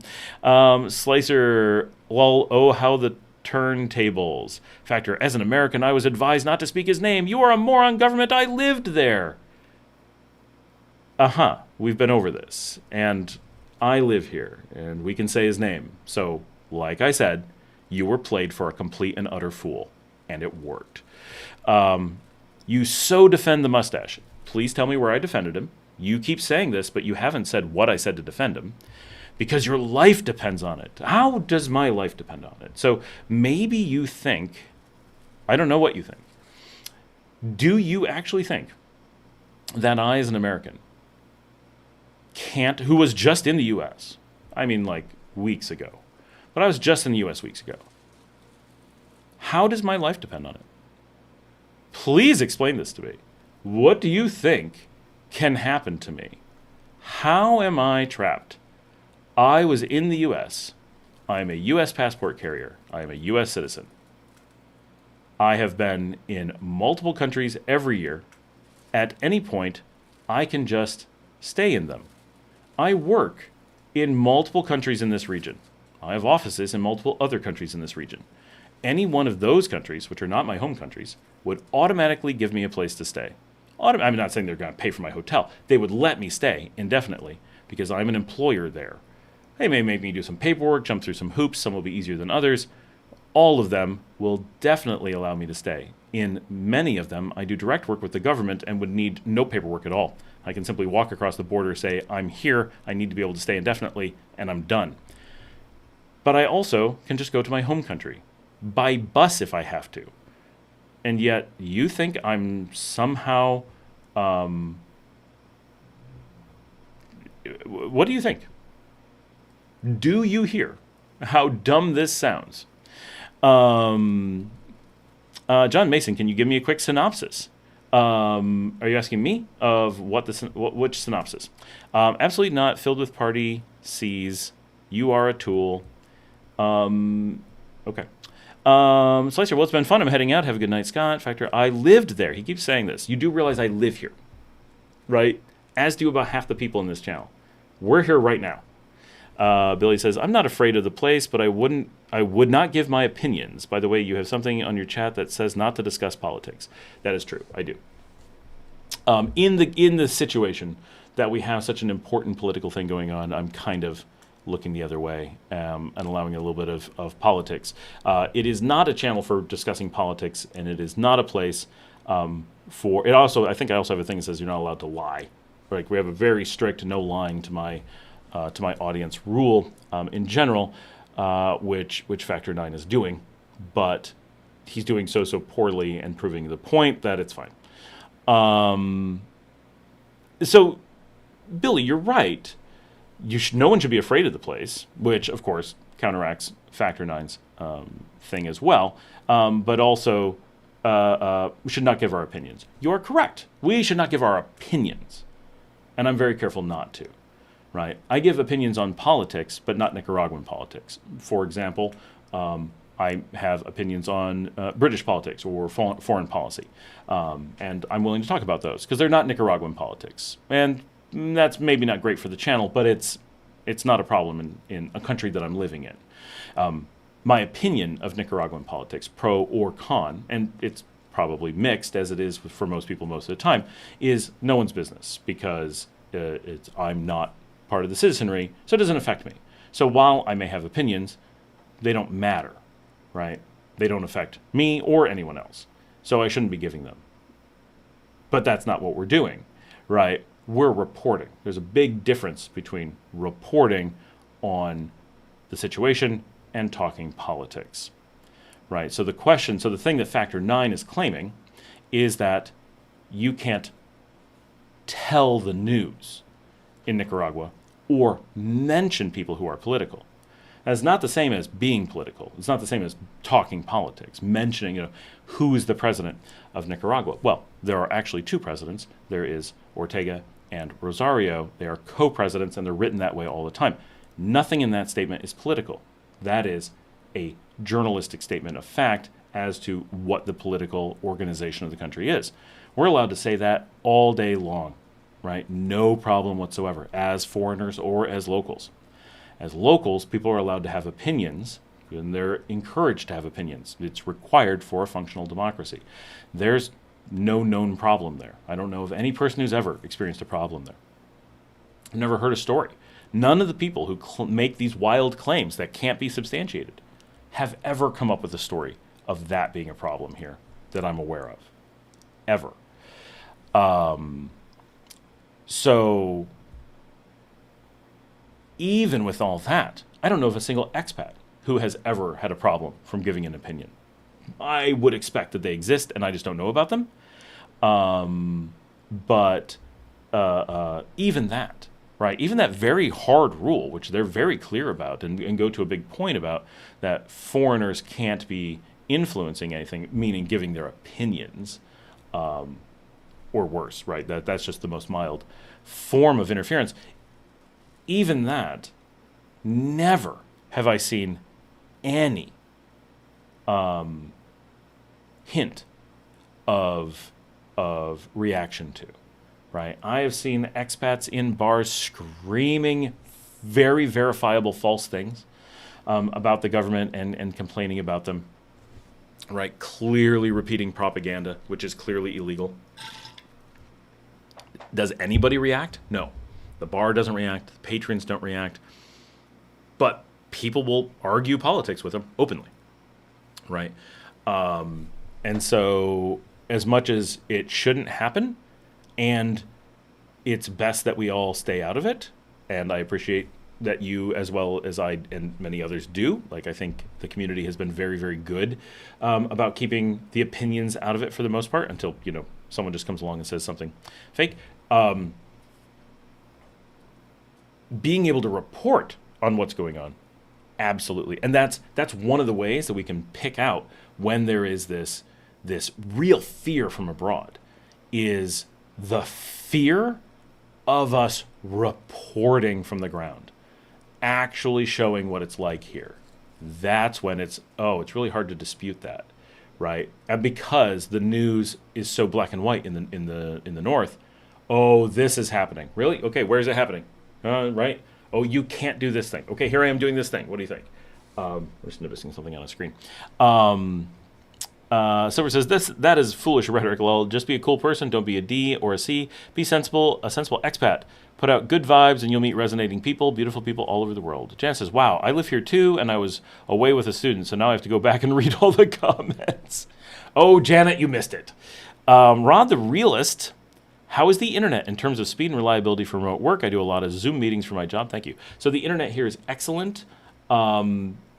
We get, in many cases, more stability, I feel, than most of the U.S. My teams that work here have better uptime than my teams in the U.S. We have obviously different, just like we do. Our electricity is quite different than the U.S., meaning the way that we experience outages is quite different. A great example, my family was here this past week, and we were in a hotel, and the power went out in Granada. It was under a second, just everything flashed. But of course, the AC reset, so it took a good probably 2 minutes before the AC comes back on. So you do really notice. You're not just like, was that a flicker? Things restart. So having a little bit of battery has a tendency to work really well in Nicaragua. So people say, oh, we have outages all the time. We do. Not so much as we used to, but for a long time, we were having, for years, I mean, like, long time, we were having a good 2 or 3 outages per day, but 5 seconds. So if you're on a laptop or you have any kind of battery, everything just keeps working. And you can see from doing my live streams, right? So I'm in Nicaragua. I've been doing these live streams for 4 years, probably not 3 years. It's been years. And we sometimes do these for 8 hours. Like, these go and go and go and go. And in doing these crazy live streams, how many times have we lost the connection? I think there was a time period where we had some technical difficulties and we never got completely to the bottom of it. That was years ago. And so I think it was my equipment. We don't really know there was a network problem. Of actual network outages that have taken out the show, I think it's only happened once, and it was on one of the incredibly rare shows that I did from New York. Hundreds of shows from Nicaragua without an issue, 3 or 4 from the US, and we had an outage. Coincidental? Maybe. But this show does so much time live at high bandwidth with high quality cameras, and people in my house are streaming movies and doing all kinds of things at the same time. I'm downloading stuff. I'm working while I'm not a ton tonight, but I'm often working while I'm doing the show. No problems at all. Zoom meetings really don't require any amount of bandwidth, but what does matter is latency, and obviously reliability. Our internet here connects directly to Miami by a fiber cable, so you appear like you're in Miami for all intents and purposes. And one of the reasons that Nicaragua is so popular as the digital nomad location and call center location is because our high bandwidth, high reliability, and low latency to the United States, assuming you're doing work with the United States, is so good. We appear like another state as far as network traffic is concerned. And so in many cases, we find that it's better than you get in the U.S. What you get in the U.S. that sounds good is incredibly high network caps that are effectively useless. That makes it sound like it's really fast in the U.S., but from a more practical standpoint, we get more more usable bandwidth for the money here in Nicaragua. I have some videos that just talk about how to look at internet to understand how the numbers matter. But from just a very high level view, our internet here is one of the reasons that my technology business chooses to headquarter here, because we get the best reliability we've experienced in any country anywhere except for Romania, and whatever speed we want, right? There's no cap to what our speed could be, or I mean there is, but it's so ridiculously high. It's just a matter of ordering what you want. The reality is, working from home, Zoom requires about 4 megabits, right? No one's got 4 megabits. Everyone's got 30 or 100, you know. So it's just a silly requirement. Telephones use 100K, not 100 meg. So it's if internet and remote work is your concern, this is your best option, period. Like, assuming the U.S. is what you attach to. But like anywhere, the problem that digital nomads have is never the internet in the country. It is always the place that they rent. That's where your challenge comes from. If you're putting in your own internet, if you're like me and you have your own house and you choose your internet, I go for commercial Techo fiber. It's a fraction of the cost of the U.S., excellent quality, great customer service, incredible uptime. Is it flawless? No, but it's really high.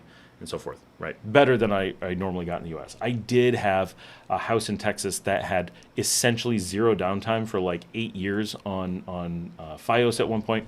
That's pretty unbeatable. So I've had some really good experiences in the U.S., but I also have hundreds or thousands of offices in the U.S., and our bandwidth issues and outages are so unbelievably frequent, partially because that's a very big pool, but the stuff we experience there, we never see here. Silver says, I've met real and wonderful people down here. Expats can do wonderful things in Nicaragua. John Mason says synopsis, but I'm not sure what you want synopsized. Rod the Realist. A few YouTubers have posted videos saying to avoid Managua due to muggings and pickpockets. Silly. I was down there today and we were all joking about we were in the worst neighborhoods: Villa Libertad, Venezuela, San Judas. We drove through Esquipulas. And we were just joking about the people making these ridiculous reports. Like, no. Nicaragua's... So where are you coming from that the pickpockets in Nicaragua are not less dangerous than where you're coming from is the real thing. Michael C., 1976. Anyone who's visiting from the U.S. needn't worry about muggings in Managua than in any American city. Exactly. And it's rarely muggings. Pickpockets more, right? Muggings, very rare. Awesome says, Strawberry, thank you. Wesley says, Scott, you need to get rid of him. Just ignore him. What a joke. It's way old by now. I know. He's so bought, just stirring stuff up.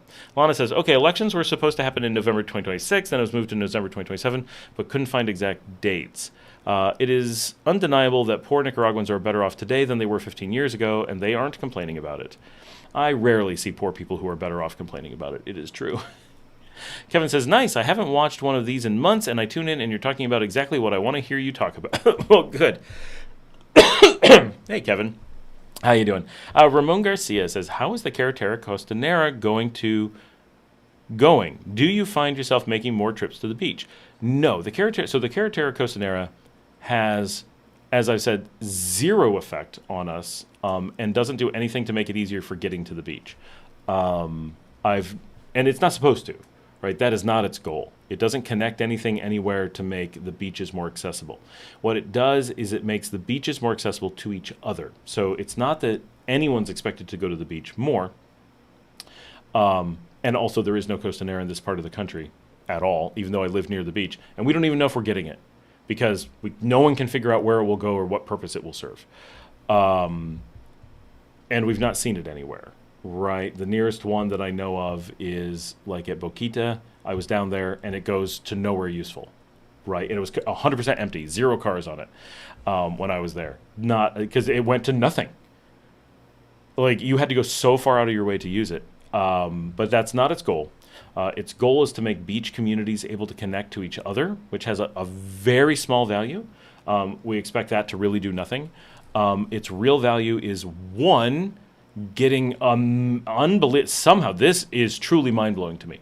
Somehow the government of Nicaragua managed to make a road with no clear benefit to anyone.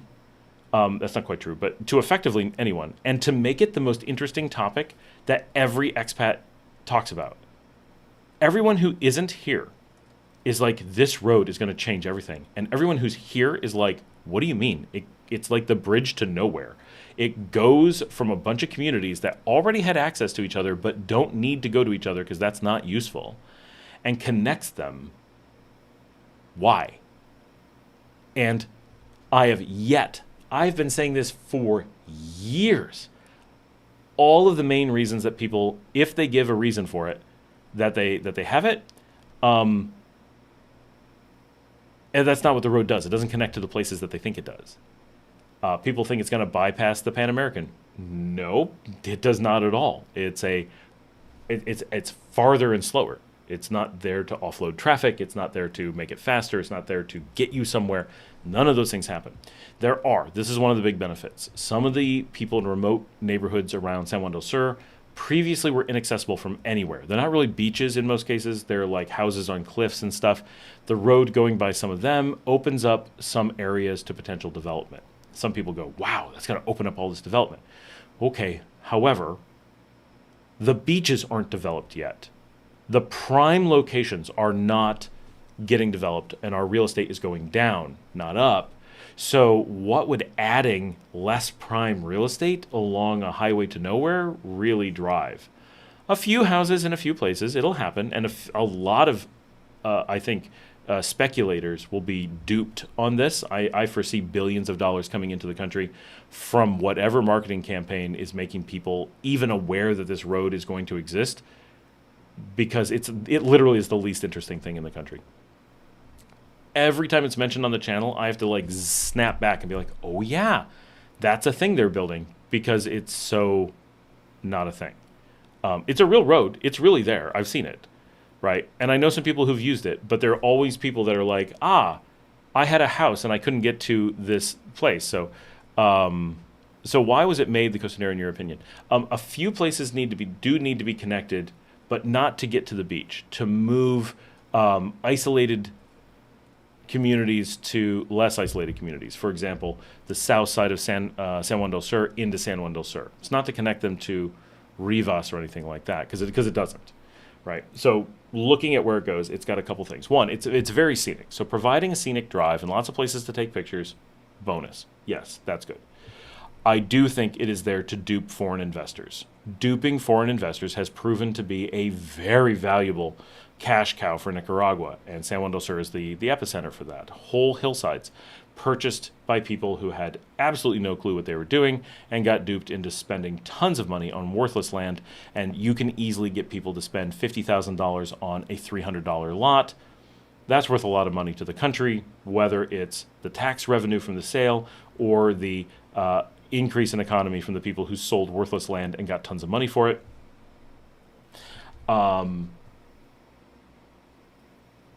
Honestly, I think that's about it. It's interesting.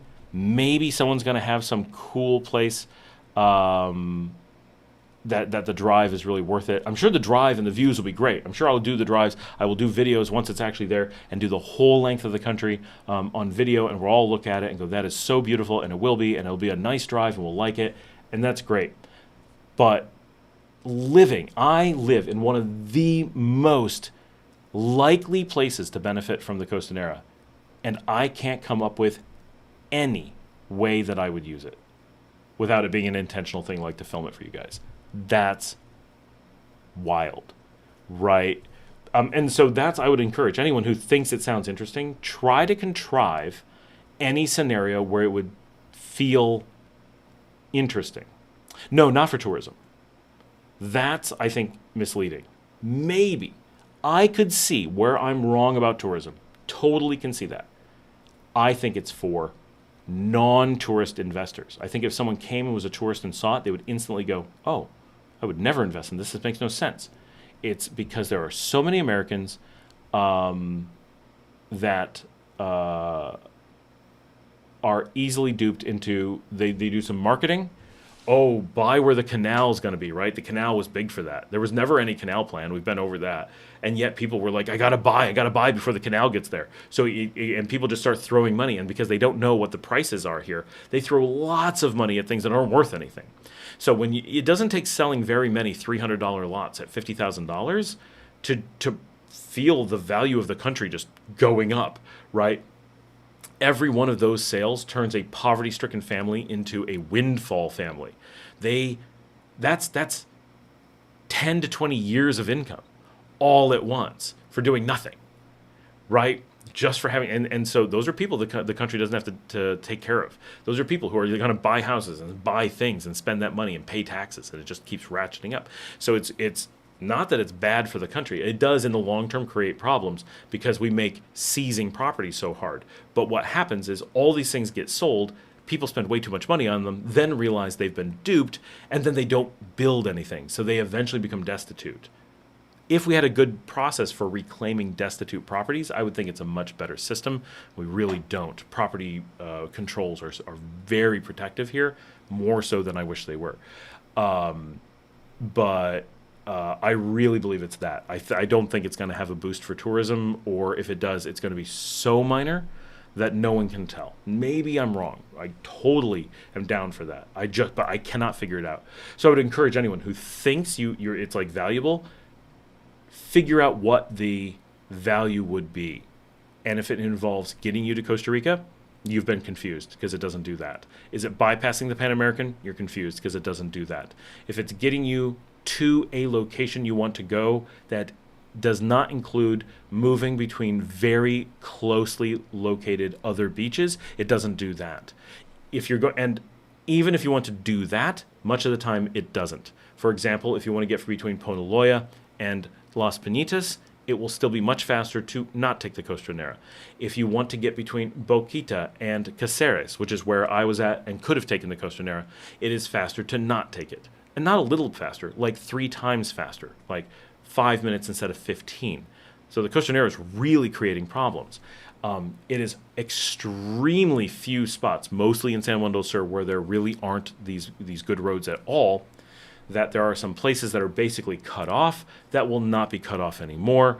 And they are like, oh, it's really great for us. But the number of people that it's doing that for is like 50, right? Not 50,000, 50. For everyone else, it's just this road to nowhere. That's beautiful, but is there really going to be tourism driving up and down that road?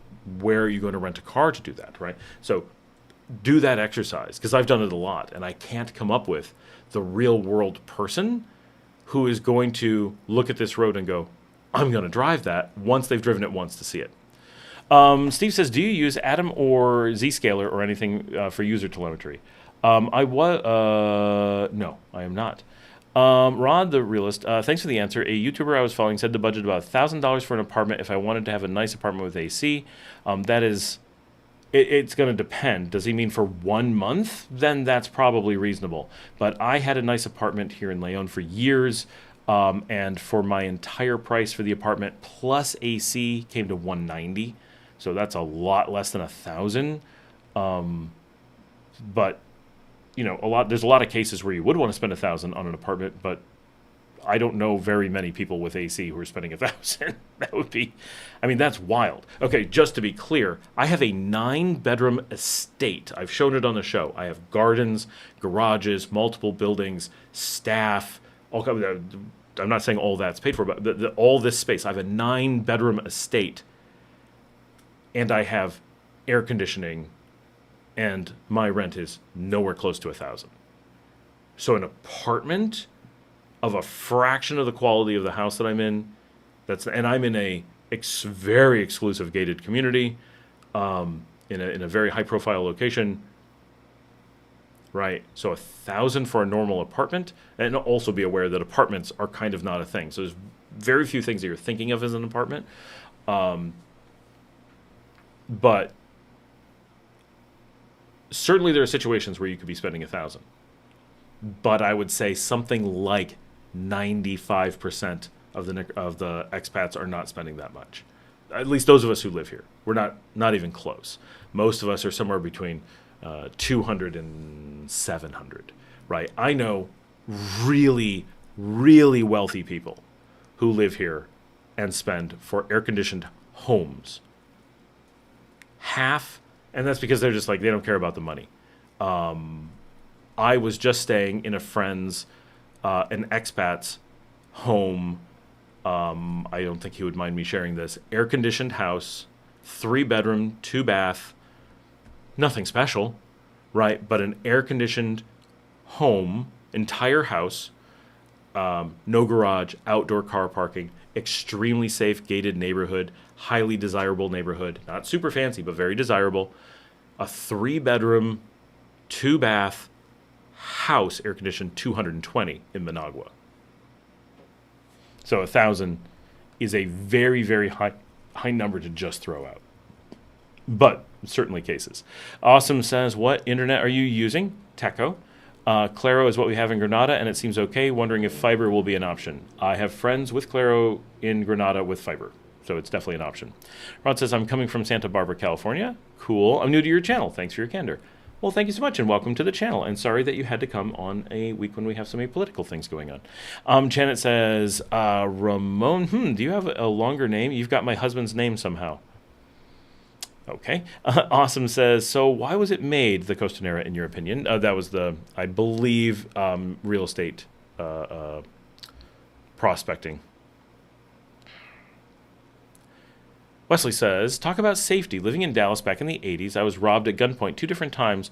One was strong armed home invasion. So this is interesting, Wesley, because you and I have some overlap experience in life, especially my wife being your cousin. We don't know how closely we are related, right? For everyone who's just watching, his last name is my wife's mother's maiden name, and it only comes from the Edward Doty clan that came over on the Mayflower. So they're part of tens of thousands of cousins, but they're related. So I lived in Dallas for a long time, and interestingly enough, just a few hours ago, my wife sent me that the gas station by our house in Carrollton, which is a very safe part of Dallas, had an open gunfire exchange during a mugging in the parking lot this morning at 6:30. So yes, had I stayed in Dallas, my children's elementary school that they should have been in was a subject of a mass shooting. My children's babysitter, when they were young, her entire family was gunned down by a mass shooter in an unrelated mass shooting recently in the last 5 years at the mall that we used to go to in Dallas. My niece's boyfriend in Houston, which is a little bit farther afield, but my niece who was just here this week, her high school boyfriend watched his best friend get shot as her boyfriend jumped out of a window and lost his best friend who was protecting him from a mass shooter at his school. So my children, had they stayed in Texas, would have been directly in some way influenced by 3 mass shootings, 2 of which they would have potentially been in. We had SWAT teams go through our yard at times. It was wild, but we still felt pretty safe. Like, I don't want to make it sound terrible, but I guess it is. Apropos that you mentioned Dallas and that connection, just because it has been relatively dangerous there for us, or would have been had we stayed. So we're very glad that we're in such a safe location. So as someone was mentioning earlier, I think it was Rod, muggings and stuff in Managua. So I go around in the street in Managua all the time. I go to the roughest barrios, which I don't recommend that you do, right? But I and my friends today, and Marcella from my channel, right, we're in some of the roughest barrios of Managua on a regular basis. I don't spend tons of time there. Marcella lives there, right? Well, half the time. She lives here in Leon, which is the safest city, but she grew up in what is often considered, one of the, who can tell which is the roughest barrios of Managua. For those wondering, she's from Villa Libertad, as are some other viewers of the show. And it's a perfectly nice area, but it is rough. And I never worry. I know of no one who's ever been mugged there. I'm sure someone has, but I've never heard of it. Everyone is like, it's so scary, but when you're hanging out there, it's not.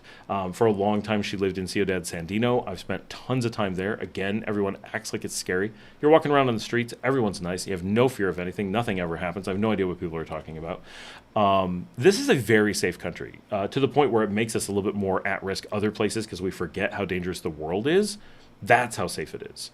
It's so safe that Nicaraguans don't have the same terminologies for danger that other countries do, right? Living in Nicaragua, people consider pickpocketing to be, or people grabbing a phone off of your table at a restaurant to be danger. But Americans consider danger to be things like, well, they might break your leg, or you might get stabbed, or worse, right? Something that causes bodily harm, or at least pain, but not here. So they've shifted the terminology, or maybe we have. Maybe America is so dangerous that we've stopped considering property crimes to be danger, but I think it's more that living here, they've stopped needing to think about physical damage and start thinking about property because that's what gets them. And likewise, I was in Sarajevo at one point. I think that's right. No. I was in Romania. I was heading to Sarajevo. And my priest who lived across the street, my Orthodox priest, came over, and we just told him, we're going down to Sarajevo in a little bit in the Balkans, so don't be surprised when we're not home, because he could see us from the house. So I didn't want him to be nervous that we were gone. And he warned me. He's like, oh, you got to be careful. You have to lock your cars down there. And we're like, okay. Like, and he was like fearful of Bosnia because people might try your door handle to see if your door would open. All right.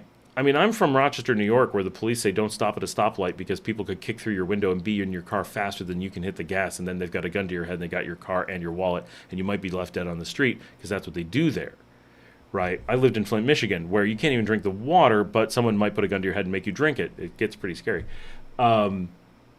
Like these kinds of things as a warning. Oh, don't leave your wallet on the seat with the car unlocked. And then I went to Sarajevo and accidentally did leave my wallet on a seat with the window down, and nothing happened. But it could have, apparently.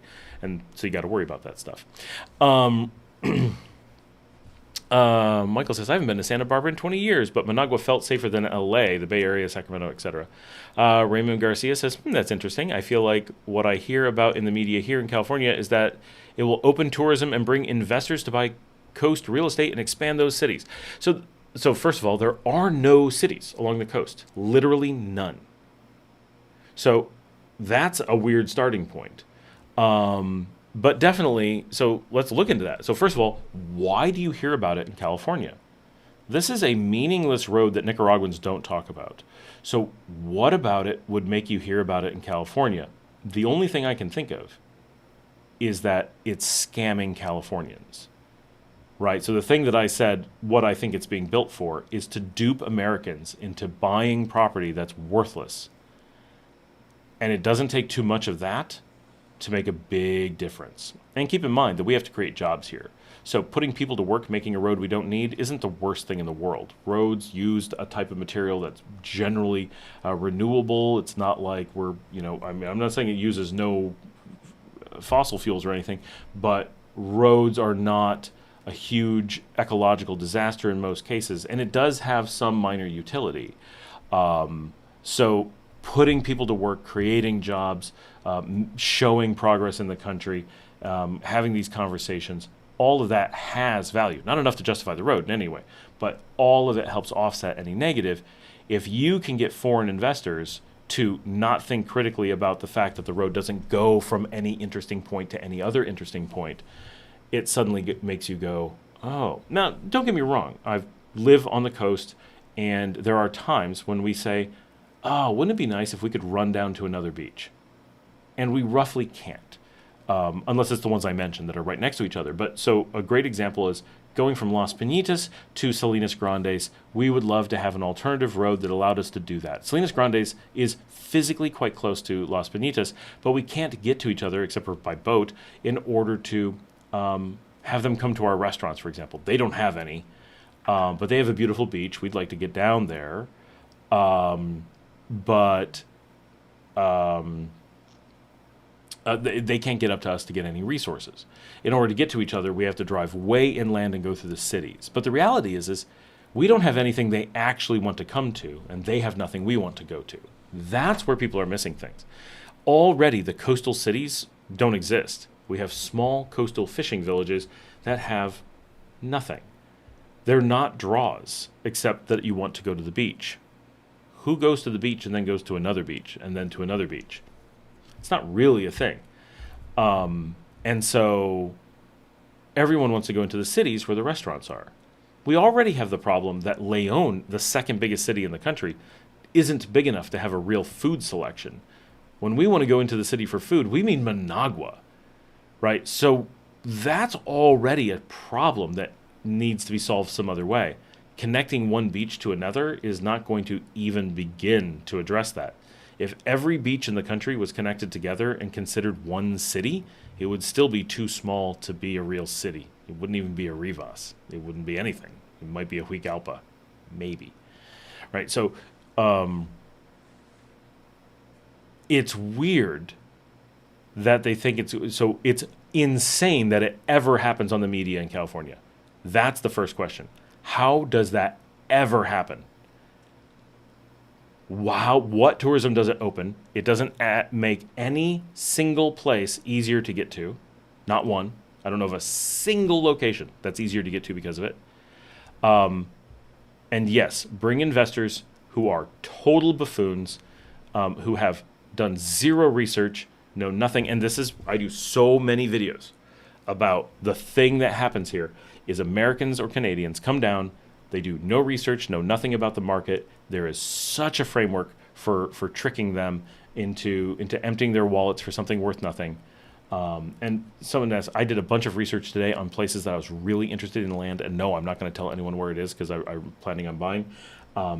And while all of you are wondering if $10,000 is possible because it's so cheap on land, I'm looking at places that I really have been wanting for years, and I'm talking about buying them at $300 when you're talking about $10,000.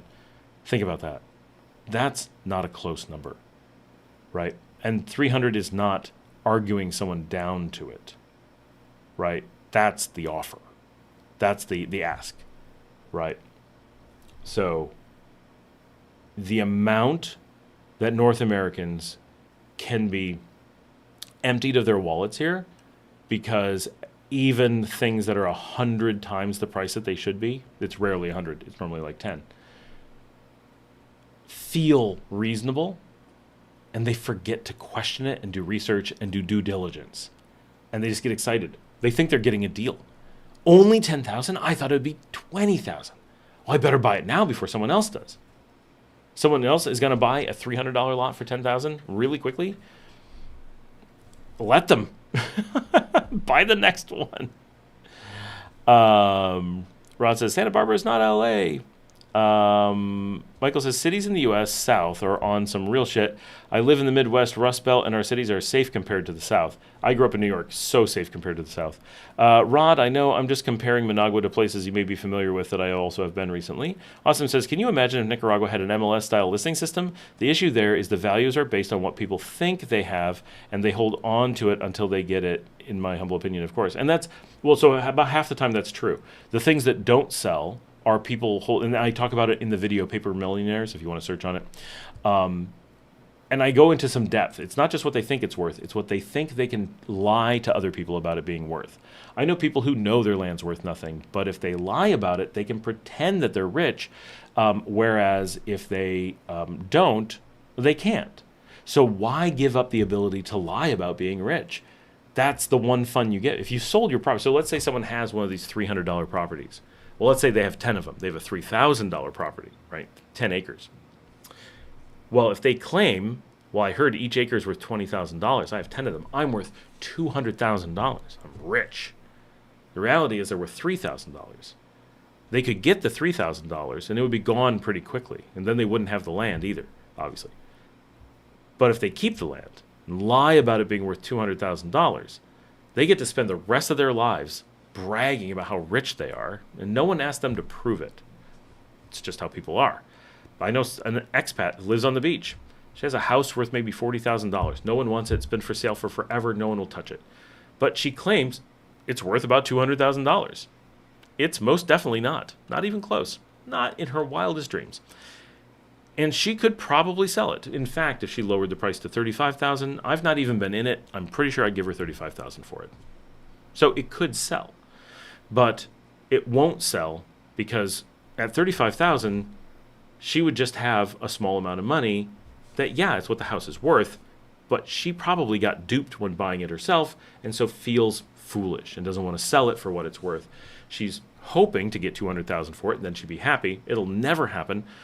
So her fallback position is to at least be poor and trapped, but go around bragging that she's worth all this money, that she isn't actually worth. And since she's not very personable and people don't really talk to her, the fact that everyone talks about this in this way and uses her an example of this and they laugh about how dumb she is and what a pathetic figure she is, isn't something she's really cognizant of. And so, yeah, it's often a really embarrassing thing. I know a guy that everyone classifies as homeless. He claims to be worth $100,000, right?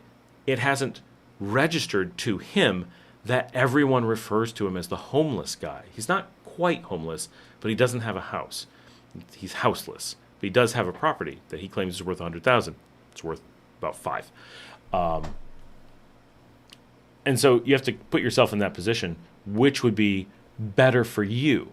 Having $5,000 in your pocket, and a lot of you would say, yeah, if I'm homeless, I'd rather have $5,000. But he has a place to call his own. With the $5,000, will he be able to get an equal place to call his own? Probably, but maybe not. Will he have a long history there? Will he not have to deal with taxes and lawyers to get the place? What if things go wrong? What about the in-between time? What about the stress? 5,000 may not be enough to be able to put up with those things, so why not hold on to it? And, I'm sure he dreams that someday someone's going to give him 100,000, and at least you get to hold on to the dream. The imagination of a better future is sometimes the best thing. And so maybe.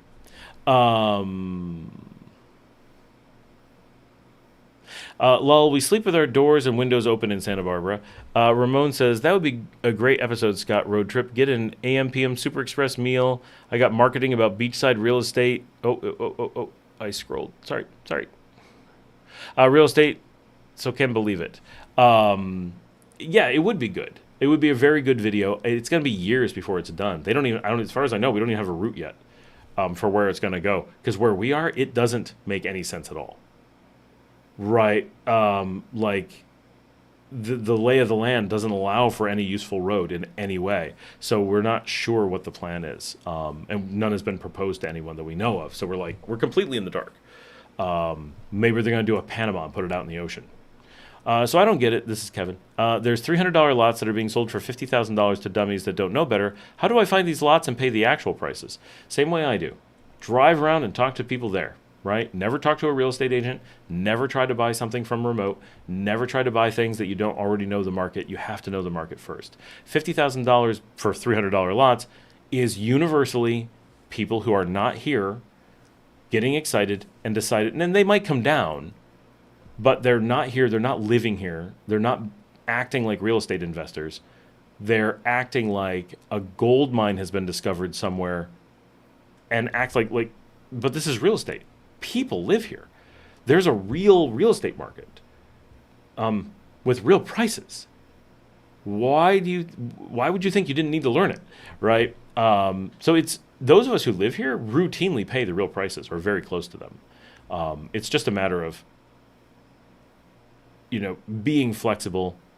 A lot of expats find one spot. I have to have this spot and don't realize that there's a country, this huge country full of great lots that are empty. Why do you have to have that one, right? Once you are emotionally set on one, well, they're going to get you, right? And because there's no comps, they're going to racket it up. They're going to ratchet it up like you wouldn't believe. Awesome says the locals only know. Actually, the locals rarely know. I probably know better than most of the locals. Why do people still call it the Pan American, just accept that the road will never be finished? Well, I don't understand what you mean. The Pan American's been finished for decades. Like, you do realize that there is and has been a Pan American highway for as long as I can remember. When was that? When did they complete that? And we have tons of people on our channel who have gone the lengths of it.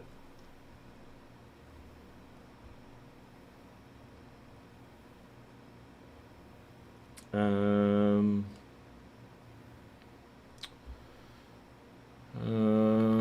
looking up some history. We began the highway in 1941. Well, I guess, okay. The Pan American down south, the third stage, and is not expected to ever be done, is the one that goes to Ushuaia.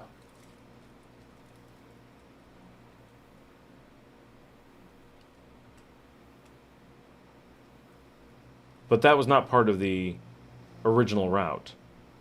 So it's the route as planned has been done for a long time. When was it finished? I don't know if they have an actual finishing date because it changes at times. I've lived along the Pan American for so many years because it goes through Dallas, it goes through Panama City, it comes through here, so I've always been very, very close to it. But that's its official name. It has been it's not a nickname. Its name is the Pan American Highway. Ramon says, yeah, I have 2 last names. I just rock the shortened version more. Rod says, glad I found your channel. There's so much inaccurate information on YouTube. It's not just on YouTube. It's pretty much everything, and we talk about it a lot on this channel. So I got about 5,000 videos, so prepare to be overwhelmed. But this country, one of the reasons I started this channel is because I was doing work here, and I had nothing to show to my offices in different places to talk about what Nicaragua was like, to show them what it looked like, to give them ideas of what cost of living, anything. We were really left in the dark. There were no resources, and I had lived here previously, but I wasn't living here at the time, so I couldn't just whip up a channel. But when I moved back, I was like, I really need to show some of this, because even like my dad, who was just on the live, he doesn't have a good way to see stuff in Nicaragua. We gotta, and even though our own places have been on like House Hunters International a couple times, it's all fake. So you get kind of an idea of what it looks like a little bit. You can be like, that one, that's our place. You can see it. It doesn't give you context or information, right? It's a fun show, but it doesn't do a whole lot. So all the websites and stuff, be aware. Nicaragua does not put information online. So if you're finding stuff online, just assume it's bad. And that means that any AI you ask will definitely be bad, because it can only do research from the websites it can find. And if they're all bad, everything's wrong. My channel is monitored by the government. That does not mean that everything I say is accurate, but it does mean that there is quite a bit of chance that they will catch mistakes, which has happened. And we've had to, we have a whole process for it, because the show's big enough that it gets some attention. And I'm very open to, I'm not trying to sneak, I'm not trying to lie here. I'm trying to give accurate information, so they understand they can reach out to me without it being a problem as well. And I'm doing what I can to have official resources. I have lawyers that feed me information. I do a lot to do research behind the scenes, because there's a ton of stuff that you need to know about Nicaragua that isn't available in any official source, or is only in detailed Spanish laws that are buried somewhere. And so some things like, what is the current state of visas, right? You could pretty much look at this channel as the most official resource for that, because we're the only one that's actually going and routinely talking to lawyers, coming back and going, okay, here's the updates. We heard some rumors, we checked it with a lawyer, here's the status of that, and that kind of thing. And I'm the only one that I know of that is regularly monitored. I'm sure some others are, but I know we are, especially because I'm an American living here. They have to keep tabs on me, and we know that the U.S. does too, right? So it goes both ways. Jan says, my Ramon has another last name plus a middle name, plus most people just call him Mancho. Jan says, you should come to Leon sometime and meet up. Rod says, how can I support your channel? Well, I thank you. That's a great question. One, by giving a thumbs up on the video, which I forgot to mention. Also, there's a join button where you can actually join the channel, and it's just $5 a month, and it doesn't give you anything special except for that warm and fuzzy feeling that you've helped support the channel. Or the absolute best way is that at buymeacoffee.com. Buy me. I'm going to type it anyway, so you can just. But this is the official buymeacoffee.com/Scott Allen Miller. And you can buy me some coffees there, or you can join there to buy me a coffee automatically every month. Those are the best ways to support the channel at this time. Awesome says, how's Marcella doing? She's actually doing very, very well. She does have fibrosis in her lungs, which is caused by the damage of the cancer, or the treatments most likely. And those can be dangerous, but she's getting treatment for that, and they're non-cancerous, so they don't just suddenly, metastasize or anything like that. But they can be quite bad. But that is her only lingering thing, other than just the general, recovering. But it's been a year at this point, which is hard to believe. So much time has passed. We went through a year of her with cancer and a year of her recovery at this point, roughly. We are this week at 2 years since we discovered that she was sick. She was out with us today. She's doing very, very well. And actually, I have not asked her how all of her animals are doing.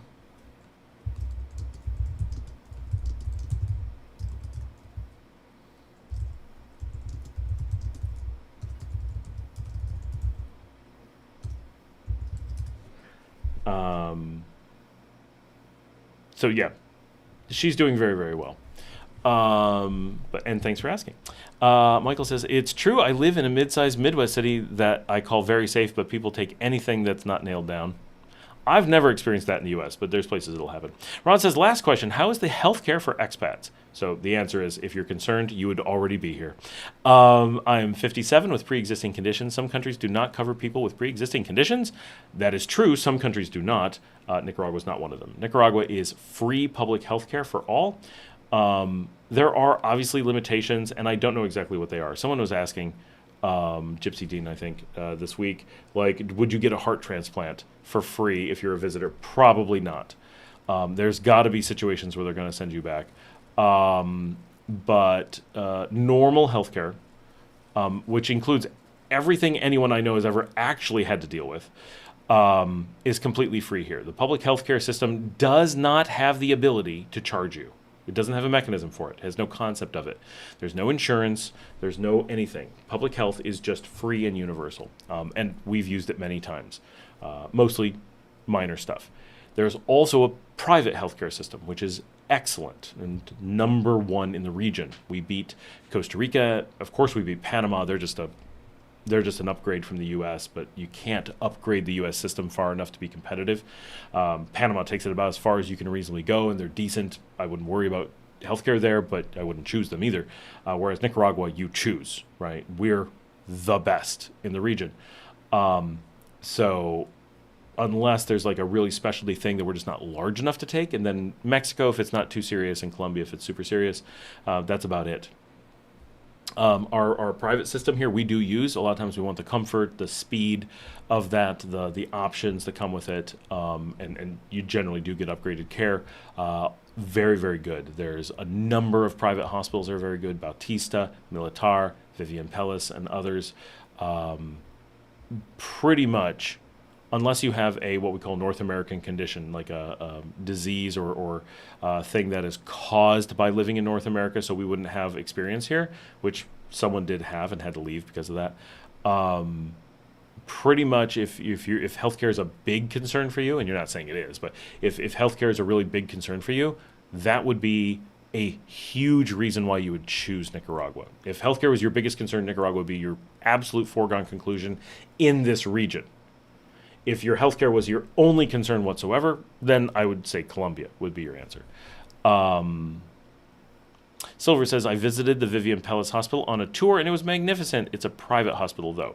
It is very good, but so is Leon, so is Militar, so is several others. But we do use Vivian Pellis much of the time. It is more pricey, but it's so cheap compared to co-pays in the U.S. that it's like, oh, okay, it's totally worth paying for it. And, you know, you get private rooms with steak dinners, you get coffee delivered. Like, it's a completely different game. Billy says, jobs should never be made just for the purpose of making jobs. That's one of the things wrong with the developed world. Asphalt and concrete are finite resources. They should be rationed. I mean, I generally agree. And I actually have an upcoming video about that I've been meaning to do, but I've been stuck traveling the last few days, so I haven't had a chance to do it, but I do want to cover that.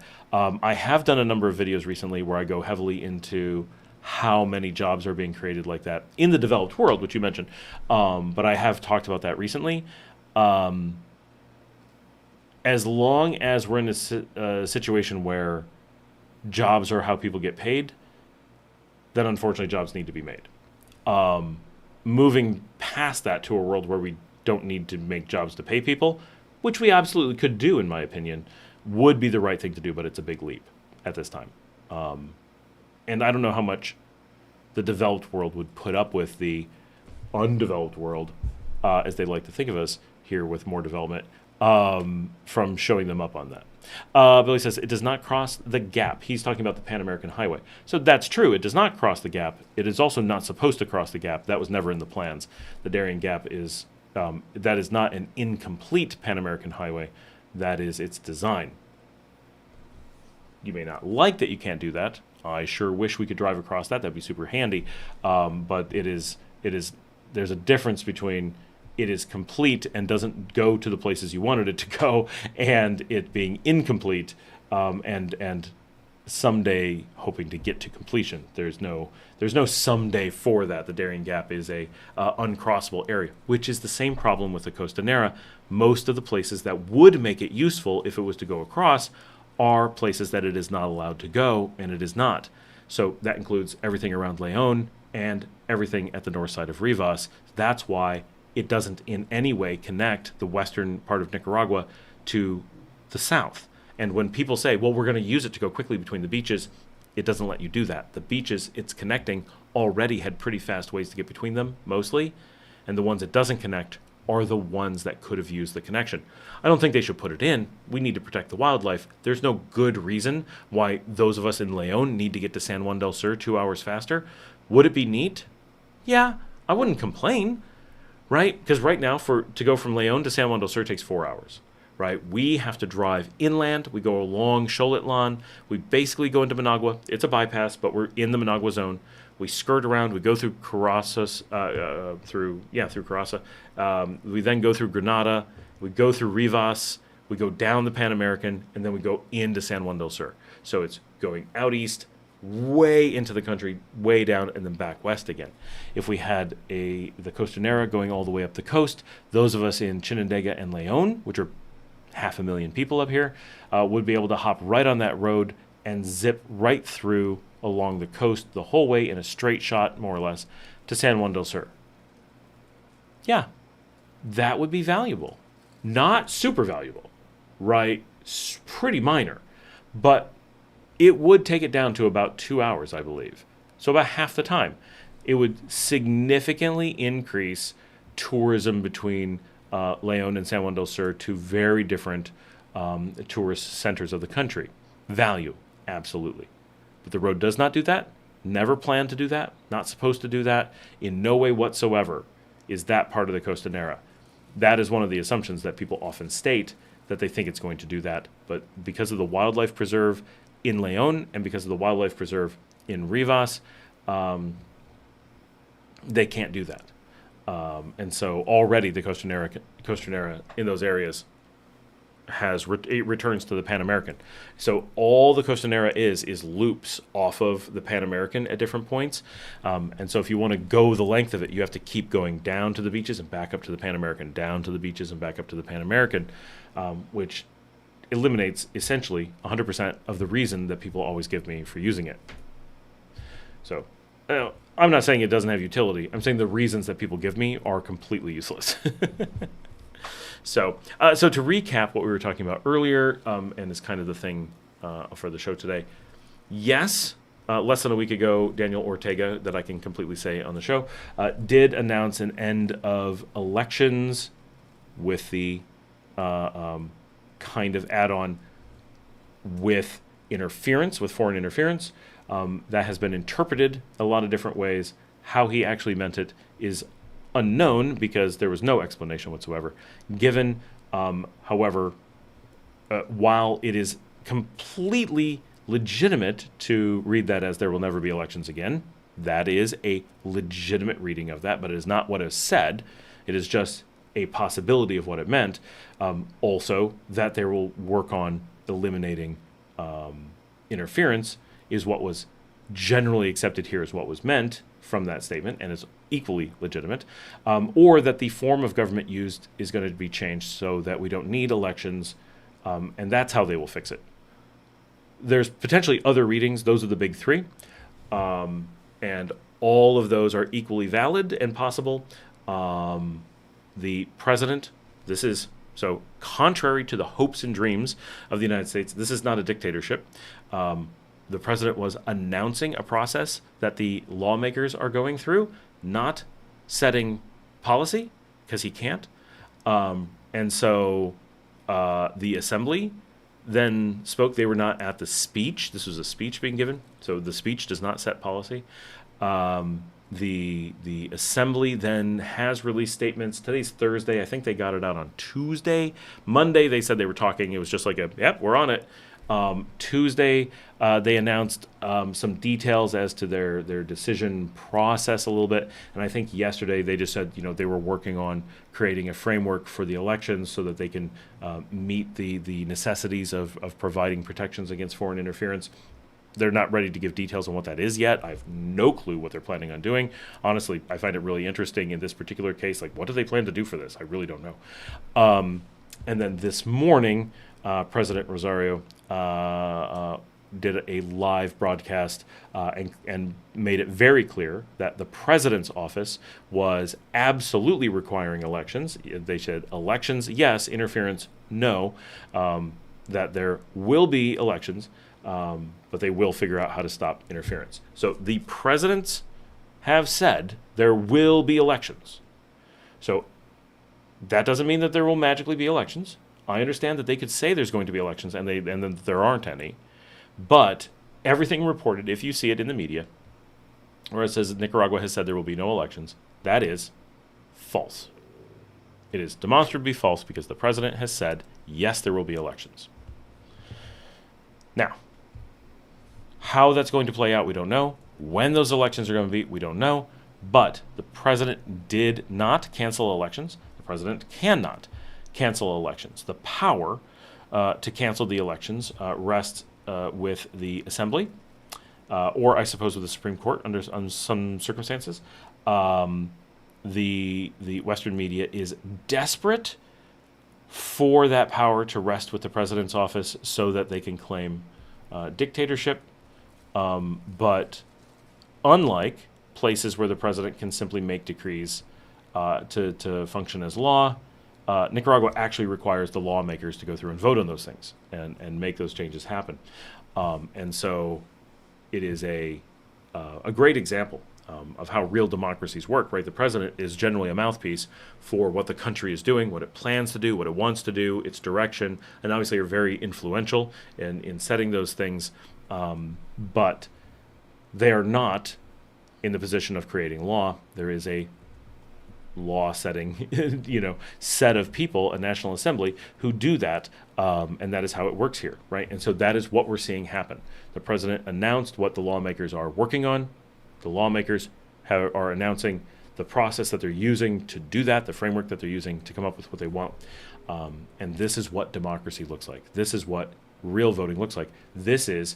We're talking about voting reform under extreme influence conditions, right? This is a country that is fighting against large-scale international influence, much like the U.S. does against Russian influence, but unlike the United States, which mostly allows that influence to go unchecked, which undermines even the pretense of democracy. You cannot have, as someone said on the channel, and any democracy or any government that is not open and free democracy cannot be legitimate. And I don't agree with that statement, but it's an important statement that democracy depends. It cannot be a democracy if it is not an open and free election. And protecting against interference, whether foreign or domestic, is a requirement for that. If you can threaten people going to or block people from going to vote, that's not an open and free election, right? If you can threaten to bomb people if they don't vote a certain way, that's not an open and free election. You cannot hold open and free election under those conditions. So democracy depends on those things. And democracy also requires that the votes directly, unequivocally elect the person that they vote for, right? So almost every newspaper outlet or news outlet that is reporting these things is doing so from a position where they are being licensed and protected or allowed to publish those things only under the conditions that they are approved by governments that are not elected in a way that meets any of those criteria. And it's very telling how desperate they are to draw attention away from that. I think that what's going on in Nicaragua right now is a big example of these are things the rest of the world doesn't want to see. And I think a lot of people were really excited about the possibility that the words, "there's not going to be another election," were said, that they were willing to throw out the baby with the bathwater, throw out their credibility with the real news, and glom them to that quote to get a curry favor. Because these things don't actually matter to Americans, right? To most people in the world, that Nicaragua is making some change to its election system, irrelevant. Couldn't be more boring. A country no one knows where it is, that no one knows what they do, that no one's concerned about, is making some minor change that affects no one. Who cares?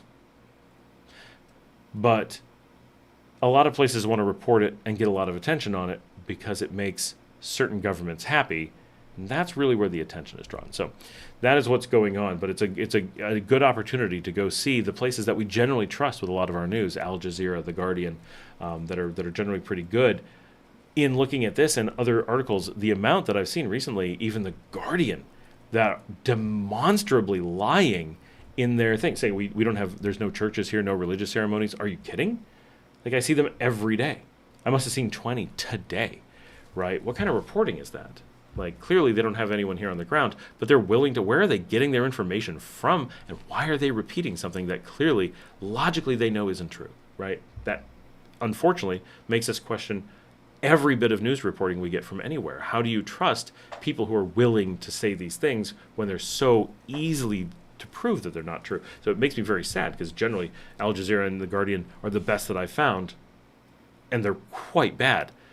Why is even those outlets so willing to sacrifice their integrity and journalism to just become government mouthpieces is scary, right? Where do people have to turn when even those things are compromised? Anyway, I'm going to keep this short this week. I've got a lot of work I need to do. I've been away for a couple days. I do have some really cool video. I was out at Ruben Dario Teatro Nacional, Teatro Nacional Ruben Dario in Managua last night for an amazing concert with La Calle. They had some guest performers there, including Heidi Gallo, and who is always fantastic. We got some video of her, and we got the entire show, I hope, recorded. I have not gotten to look at it yet. I did not get audio on the camera. Hopefully it's on the microphone, but syncing the two up is going to be a huge pain in the butt, so I'm really hoping that works out. It's going to be so hard. But what a great show. We had a good time at that. I got to stay in Ciudad El Doral again for the second time in a week, which is cool. I kind of have an apartment out there more or less now. And we had a good time out there. I've tried out some food in the area. I was hoping to get some video out there, but it didn't work out. Funny enough, I was staying at a buddy's house, and we were driving some people around, and Marcella came over to the house where I was staying for just a minute while we were moving some luggage around. We pulled up in front of my buddy's house, and she's like, but the next door house is my dad's house. And we're like, wait, what? Literally, my friend is next door neighbors with Marcella's dad. No connection whatsoever, no idea. And likewise, yesterday, we went, and some of you know, when I go to the airport, I use the Hotel Munch. That is the airport hotel that I like. I've had very good luck there, and we've been there a number of times in the last couple of weeks. I used it when I flew to the U.S. I used it when I returned from the U.S. My wife's family used it when they were going to the U.S., so that's where we were Sunday. So I was there in the last so many hours. My friends Ava and Marilyn, that some of you know from the latest Laguna de Apoyo episode, not this one where I'm talking about the disaster of trying to go there, but when we went there a year ago and had a really good time, they were in Guatemala this past week. It turns out their mother is now living directly behind the hotel, to the point where if I just hopped the fence, we would be in her yard.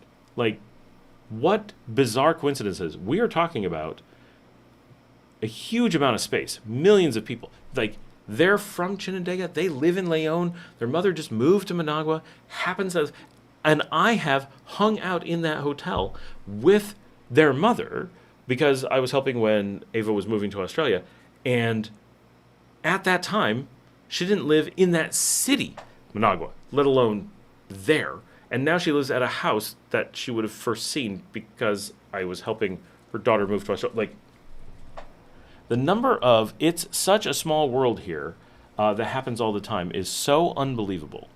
It's just crazy. I don't know. Anyway, thanks so much for joining me. Like and subscribe. We've got the Buy Me a Coffee thing. You guys have gotten really quiet, which is perfect because we're going to wrap up. I don't know if something's happened because it's like everyone just disappeared at some point, but it's good because I do need to wrap up. I have so much work to do. I'm going to be up late tonight, but that's cool. Not a problem. I've gotten to travel and do some fun stuff and great trip through the mountains. And if you have not watched the Ronald McDonald short, definitely go check that out because that's pretty funny, from the streets of Managua. And with that, I guess I will see all of you tomorrow. So you guys have a good night.